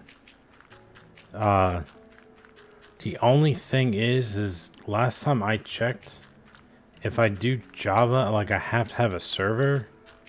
Like I actually have to have a server. I actually had to host a server. Like go to like a server hosting software. Because I don't necessarily want to just do a private world. Because I do have some buddies that have Java as well. Like, I mean, they mainly play on this realm with me. But they do... I think when they bought it, it was the... like, Bedrock and Java bundle. I think is what when they bought it.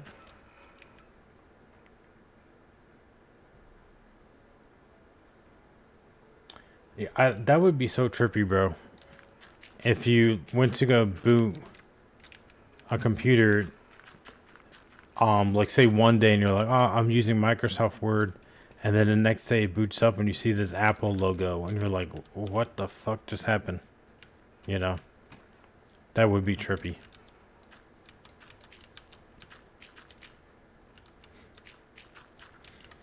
I feel like the first thing I would think would be like, crap, I'm going to the principal's office.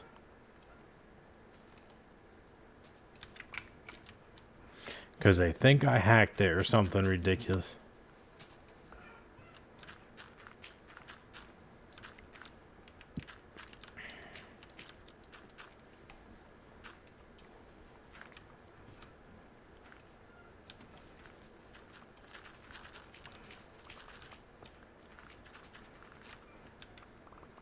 Yeah, I think I might. I mean, I don't know if it needs to be in like the next stream, but I think I might do some Java and just go cave exploring.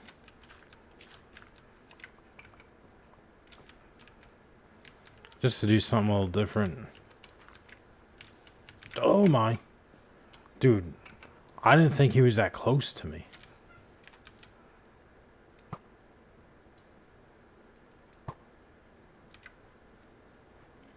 Well, especially since, like, I could create another world on Bedrock, but it's like, this is my forever world. And it's like, I beat the dragon 2 times, maybe 3 times. I know we spawned the Wither at 3 times at least. The like that I participated in. I know one of my mods from Mixer that's in here. He spawned it all by himself. Like, and just took it on by himself, and I'm like, that's insane.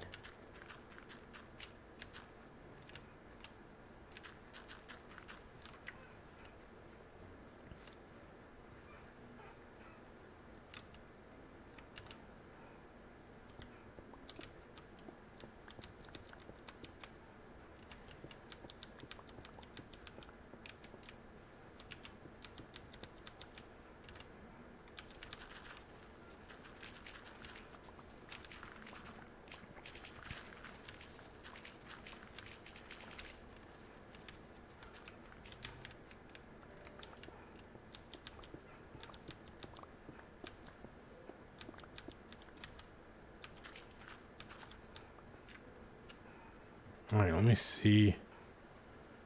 I can't quite tell if it's nighttime or not. I'm starting to see zombies, so I think I'll go to sleep. Where are my shulker boxes? Oh, they're over there. Man, they really blended in because it was getting dark.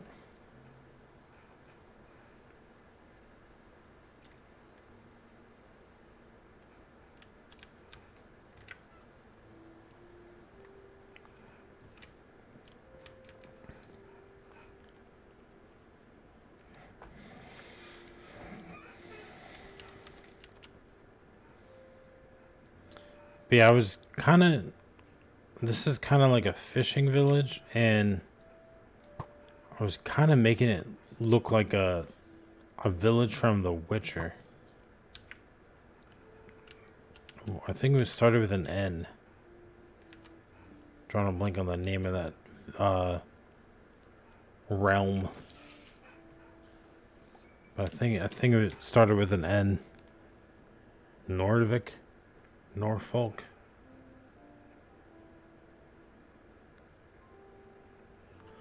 I'm always down to play with people, you know. I'd probably say like that's how I've met like almost. Nah, I'd probably say all my friends I met online pretty much. Played games with them. Like I know my last stream the other day, when I told a guy that I was playing CS:GO, he's like, "Oh, add me on Discord." And I was like, "Well, I don't really use Discord," but I was like, "You can add me on Steam, you know." So yeah, I'm always down to play.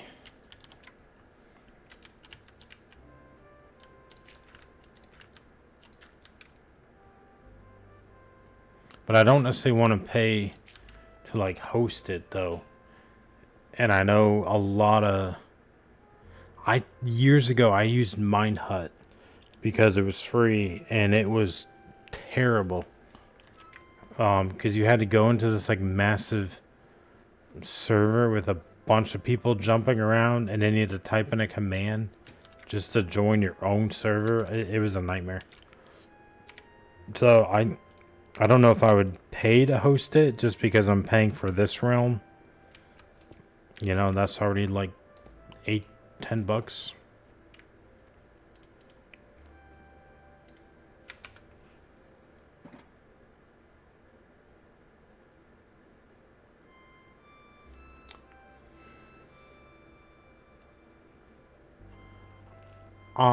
I would say Witcher 3 is definitely worth playing.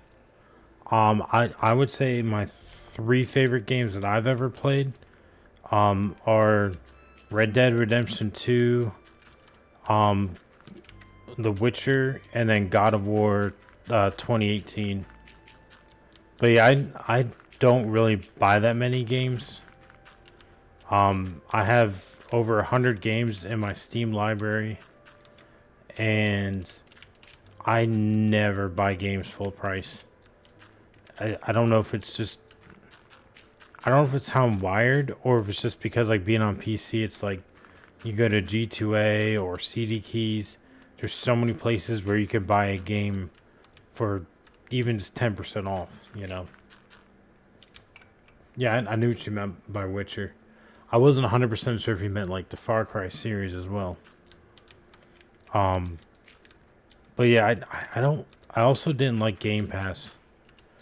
I did Game Pass for a little bit, but I was kind of like, I don't really want to be paying like $10 a month if I'm only gonna, if I like never use it, you know? Dude, that cow literally sounded like it was giving birth. What the fuck? Yeah, I need to figure out how to move these bees. I know I need Silk Touch. I just don't know where to put them. And I don't really feel like climbing scaffolding right now.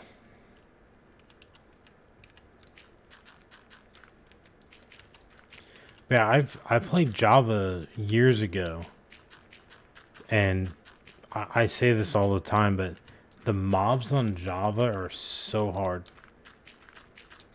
Like, they are aggressive. And I don't know if it was a setting I had. I doubt it. I think it's just the way it's wired.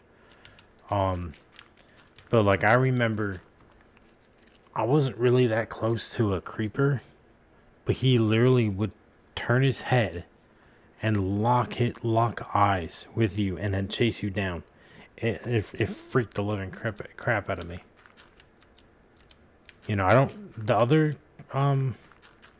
mobs I don't think were that bad, but man, the creepers were very aggressive.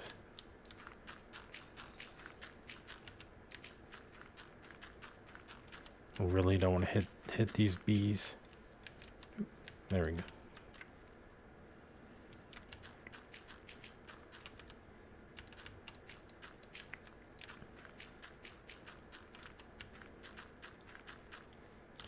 I would probably say I probably buy only like one new game a year, and I don't pay full price for it. I always try to find it on sale. But I don't think I bought any games this year yet. I know last year I bought 2. I bought Arc Raiders and Battlefield 6. And Battlefield 6 I can't play because it doesn't support Linux. And for some reason Arc Raiders gives me a headache. So I completely stopped playing it. I think it has something to do with ray tracing. Like, I think it has ray tracing and you can't turn it off. So it's like, that kind of sucks. So, but I didn't know that until I bought it. So I guess that might be something I need to look more into before I buy another game. See if it has ray tracing. And if it has ray tracing, that's fine, but like, can I turn it off? Like, because the new Indiana Jones game, my understanding, has ray tracing on by default. And I don't think you can turn that off on that game.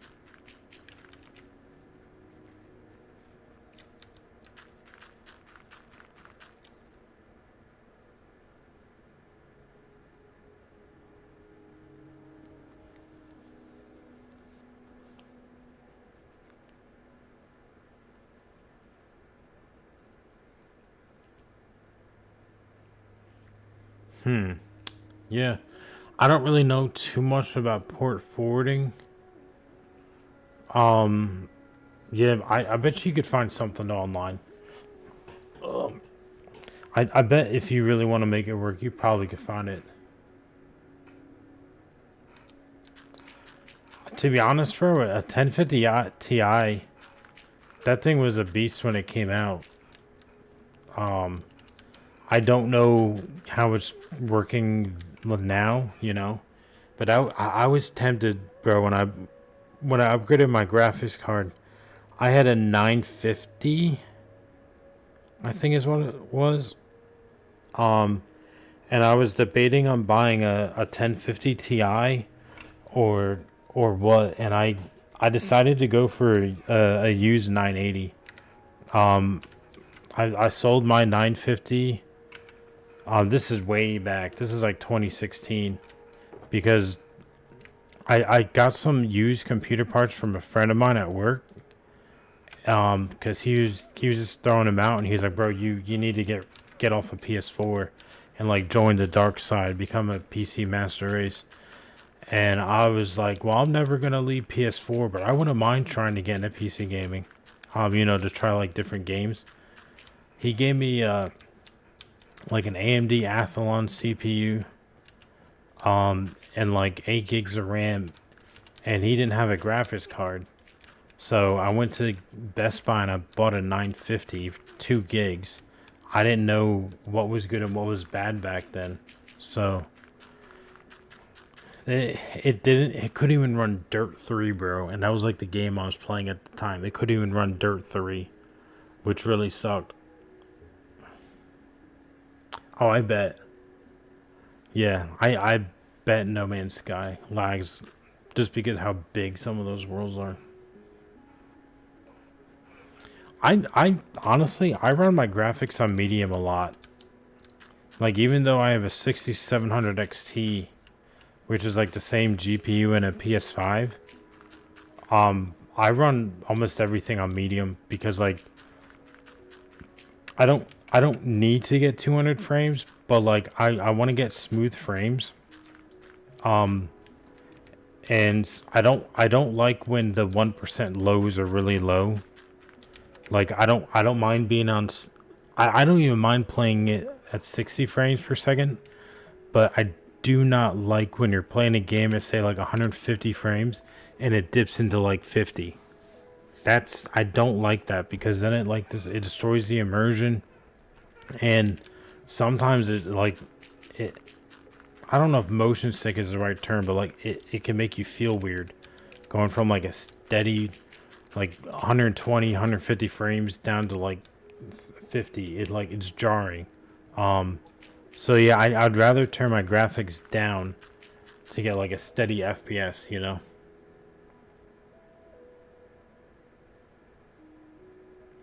Oh, that is good. That is good that you could do Cyberpunk. I started Cyberpunk and I couldn't finish it. I don't know, it didn't I don't know if it was the story or what it was. I couldn't get into it, and I think I was like 30%, maybe 50. So I was like, I feel like it was enough time for me to be like, nah, this isn't for me. But I still have it, so I could maybe go back and play it again. But yeah, when they released Cyberpunk, it looked like the PlayStation 2, bro. Like, it was bad how blocky people looked.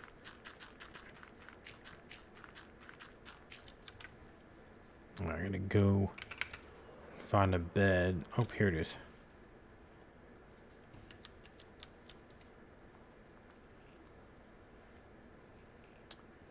I'm trying to think. There's a game that I'm interested in, but I don't. Well, there's 2 games that I'm interested in. Crimson Desert looks intriguing because I like games like that. It kind of looks like The Witcher. I'm trying to think. It's almost like a Witcher and another game combined. Um, And I was tempted to get that because I think it works on Linux. But then I saw they wanted $70 for it, and I was like, nah, I'm not dropping 70. I may, if I see it go on sale, maybe, possibly. And then there's another game that they're going to be doing a beta for, I think in September. It's called War Dogs. It's kind of like Battlefield, but a little bit more of a war simulator. Or not war simulator, milsim. I like milsim games. I normally don't stream them or make videos on them just because they're really intense. Yeah, I think $70 for a game is just kind of outrageous. Like, I normally buy a game if it's $40 or less. Like if it's $70, like if it's above 40, I normally don't buy it. I'm just like, nah, I'm not that interested.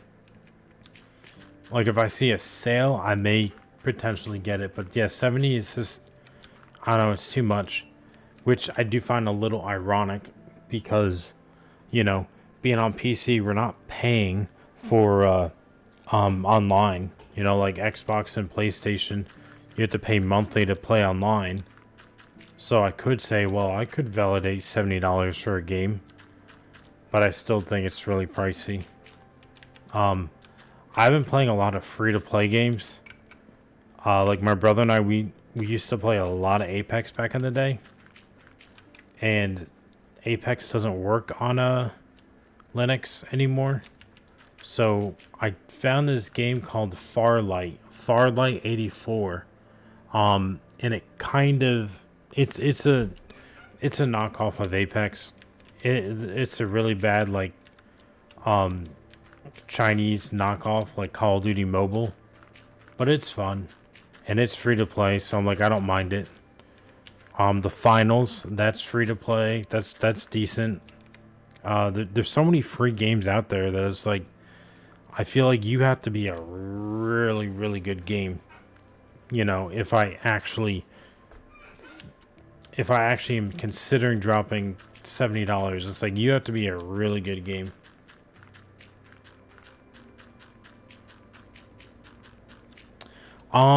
Since PlayStation 4, yeah. PlayStation 4 started it. The PS3 is the last one that had free online. And I didn't have a PS3 at the time. I remember when the PS3 and the Xbox 360 came out, my brother and I wanted to get the 360, and my dad was looking at the PS3 and he's like, well, why not get the PS3? It has a Blu-ray player, you know, and we were like, no, all our friends are going to get this, blah, blah, blah. And he was like, all right. And then now it's like I own a PS3 because it has a Blu-ray player. I just find that kind of funny.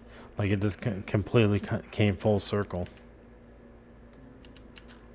But yeah, I think it was still technically cheaper.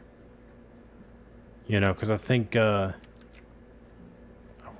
Xbox was like $60 a month, and I think PlayStation Plus was maybe 30.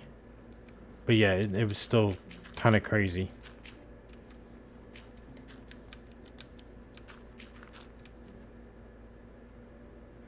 And I think it's weird that consoles require you to do that, because it's like, I always thought it's because, oh, you know, they have to host all these servers.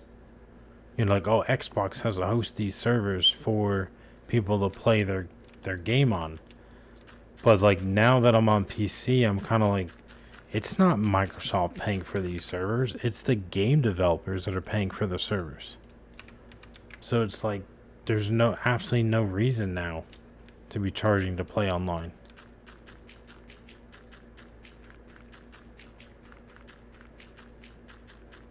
But I just hope it doesn't come to PC. I highly doubt it would, though. Like, if you're playing on Windows, maybe. Windows might just decide to start charging people to play online. I think I've heard rumors that Microsoft is going to be releasing Windows 12 next year, and I guarantee you that Windows 12 is going to be a subscription. It's like, oh, you want Windows 12? You have to pay $20 a month to use it. Like, I remember saying it to my buddies, and they think I'm smoking weed. Like, they think I'm high and off my rocker, and I'm like, nope. Like, you mark my words, man. It's going to be $20 a month to use Windows 12 when it comes out. Like, I guarantee you that's going to happen.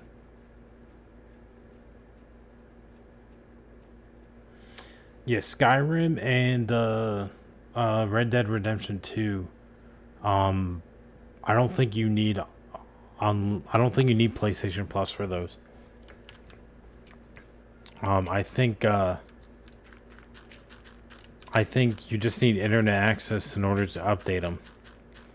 And technically you don't need to pay for online just to update games. If you wanted to play, say, like Red Dead Online, then you would.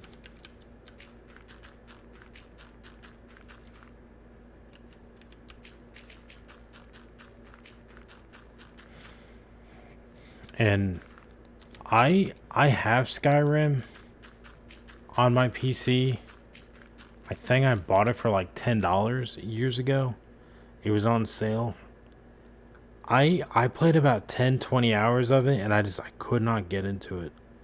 I was like, I don't know if it's the graphics being like really outdated looking.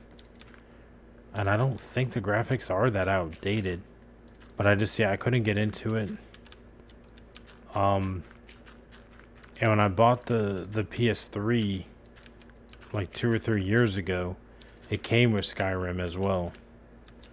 So I was kind of like, man, I wish I liked Skyrim, because it's like, I would play it on the PS3 and then play it on my PC with like maxed out graphics and just see like what the difference looks like, you know.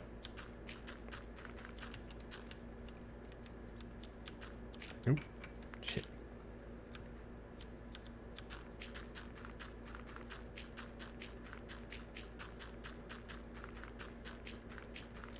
Yeah, if I had the ability to mod it, I probably would.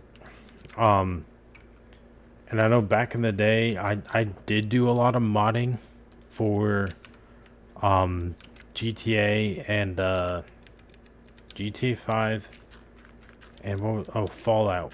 Yeah, I had I think it was Fallout 3 and Fallout 4.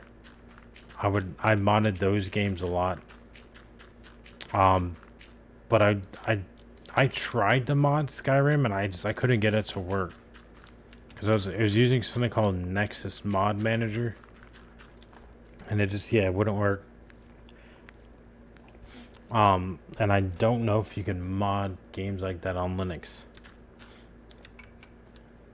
because like I know the filing system's different on Linux compared to Windows. Like, it's not that different. It's just,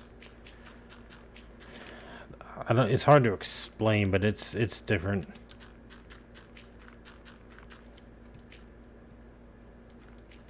I remember my last stream, I had one guy complaining about it, and because he was like, it was something to do with like how you find your games on Steam. Like, yeah, if you go in on Windows, you just hit app, I think it was like a username, I think it was app data and then Steam, or Steam app data. And I'm kind of like, I was like, yeah, I kind of get like we were saying and kind of what you're frustrated about, but it's like, maybe because I've just been on Linux for so long that I was like, I don't really see it as an issue. And he was kind of like, yeah, I get that, it's just what I'm used to. And I'm like, oh, that's definitely justified, you know, for what you're used to. But it's like, to say that Linux is bad because of it, I was kind of like, nah, I don't think it's really that, you know. Oh, yeah, I bet you broke your game. Yeah. I mainly, I think for like streams, I could maybe dabble in other games, but like when I'm making YouTube videos, I think I'm probably always going to be doing Minecraft in the background just because it's chill. And it's kind of just like, I don't say brain rot, but it's just kind of like a mind-numbing game that people can kind of watch in the background while they're like listening to me talk about a certain topic. But like streaming, I could maybe dabble into other games. I could possibly maybe try and do a Skyrim playthrough. That could be fun, you know. I tried playing Fallout 4 and I could not beat that game.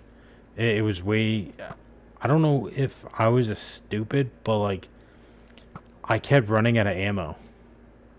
Like I kept running out of ammo and everyone was like, "Oh, you have to scavenge and search for ammo." And I'm like, "I understand how to do that, bro. I've played survival games."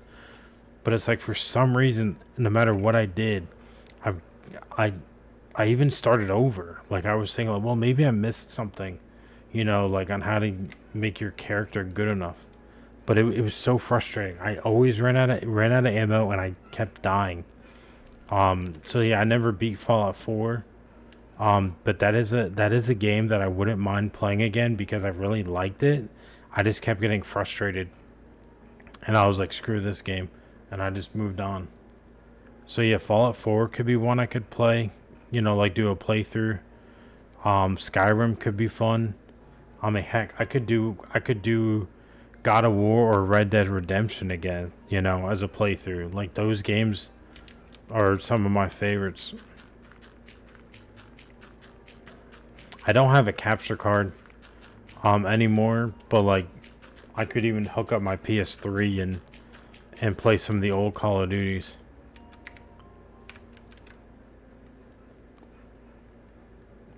I think the old Call of Duties are just so peaceful. Like it sounds weird because it's a shooting game, but it's like there's something about Call of Duty, the old ones, that it's like you could literally boot into that game and kind of just turn your brain off.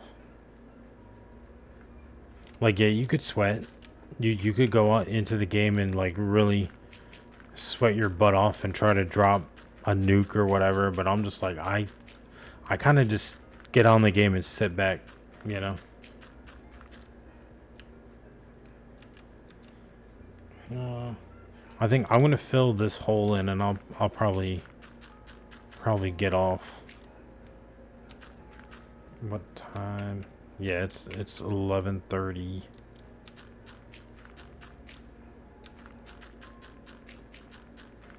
I don't know if I have enough dirt though to fill in this hole.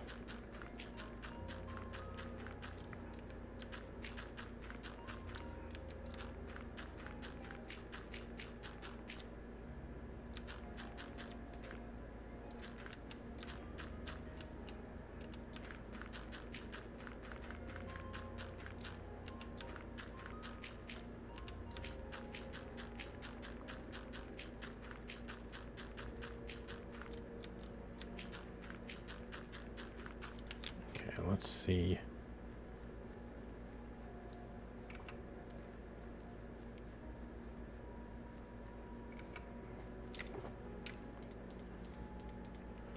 It's gonna be close. Oh, shoot. Uh, Dang it. I just realized that I don't have an empty spot for these shulker boxes. Hopefully they don't or despawn.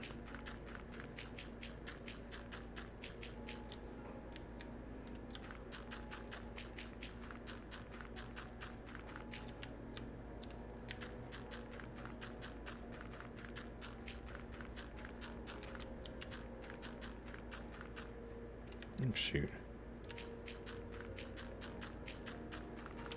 Okay.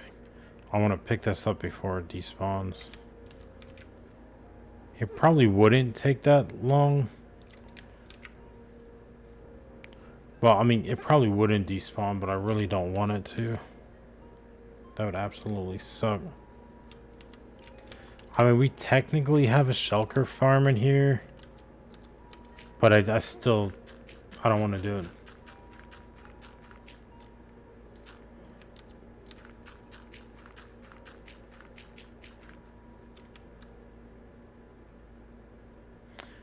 Yeah, I could look into it because I've always seen, um, was it Crusader Kings? I think maybe I'm mixing the game up. Maybe I'm thinking of Chivalry, but I think I thought the guy on the cover was like a bluish. I mean, a whitish kind of gray with a blue, and he's wearing like a metal helmet, iron helmet. Maybe I'm thinking of Chivalry. But yeah, I'm definitely down to try new things, you know? Like I've always been kind of against playing story mode games, mainly just because it's like, well, what if somebody missed a stream? You know what I mean? Like what if somebody missed a stream, or what if somebody um comes in late or whatever? But it's like two things. One, like Skyrim and Fallout, they've been out for so long. So I feel like people definitely know how those games end. And then on top of it, I always like to keep my streams like as a public VOD afterwards. So people could technically go back and watch it, you know.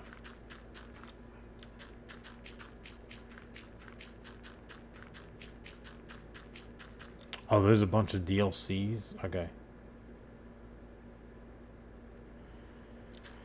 Yeah. I'm not a fan when games do that. It's probably not a bad business practice though to have like a lot of DLCs. But it's kind of frustrating when you buy a game thinking that like you bought a game, and then next thing you know it's like you can't play the whole game unless you buy the DLC. Like that was a massive thing back in the day with like Call of Duty and Battlefield, because you would have people that would buy the base game but they couldn't play the extra maps because they were map packs, and it really broke up the community because there wouldn't be enough people to play some of the new maps, you know. And then you'd have some people that could play the maps for free if they were in a party with a friend that owned the maps. So I was just kind of like that always blew my mind. I'm like, so wait, you're telling me I can play this map pack if my buddy owns it? So it's like maybe he should just buy it and we split it, you know? Yeah, shoot, I do not have enough.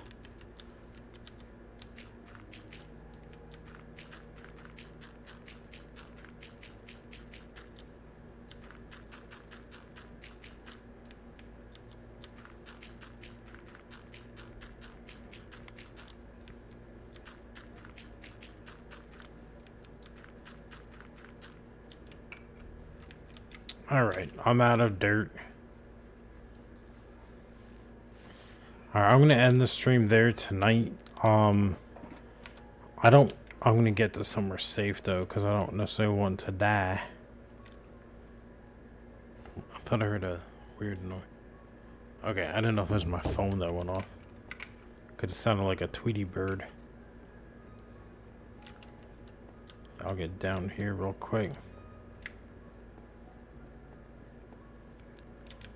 because I don't want to die to a mobster. But yeah, I'm gonna end the stream there for tonight. I don't know if I will stream tomorrow. But I am planning on streaming a lot more. Probably 2 to 3 times a week, and then maybe an upload of 1 or 2 videos a week. So I'm definitely gonna plan on doing much more than I have been, because I don't think I've made any YouTube videos or streamed for at least over a year. So I do definitely plan on doing more. But yeah, if I do, it'll probably be like 7 or 8 p.m. tomorrow. This weekend I don't know if I'm going to be able to, because I think I have family coming over. I think this weekend is the first weekend for soccer, and my brother and I were talking about maybe watching. I can't remember if that's this weekend or next weekend.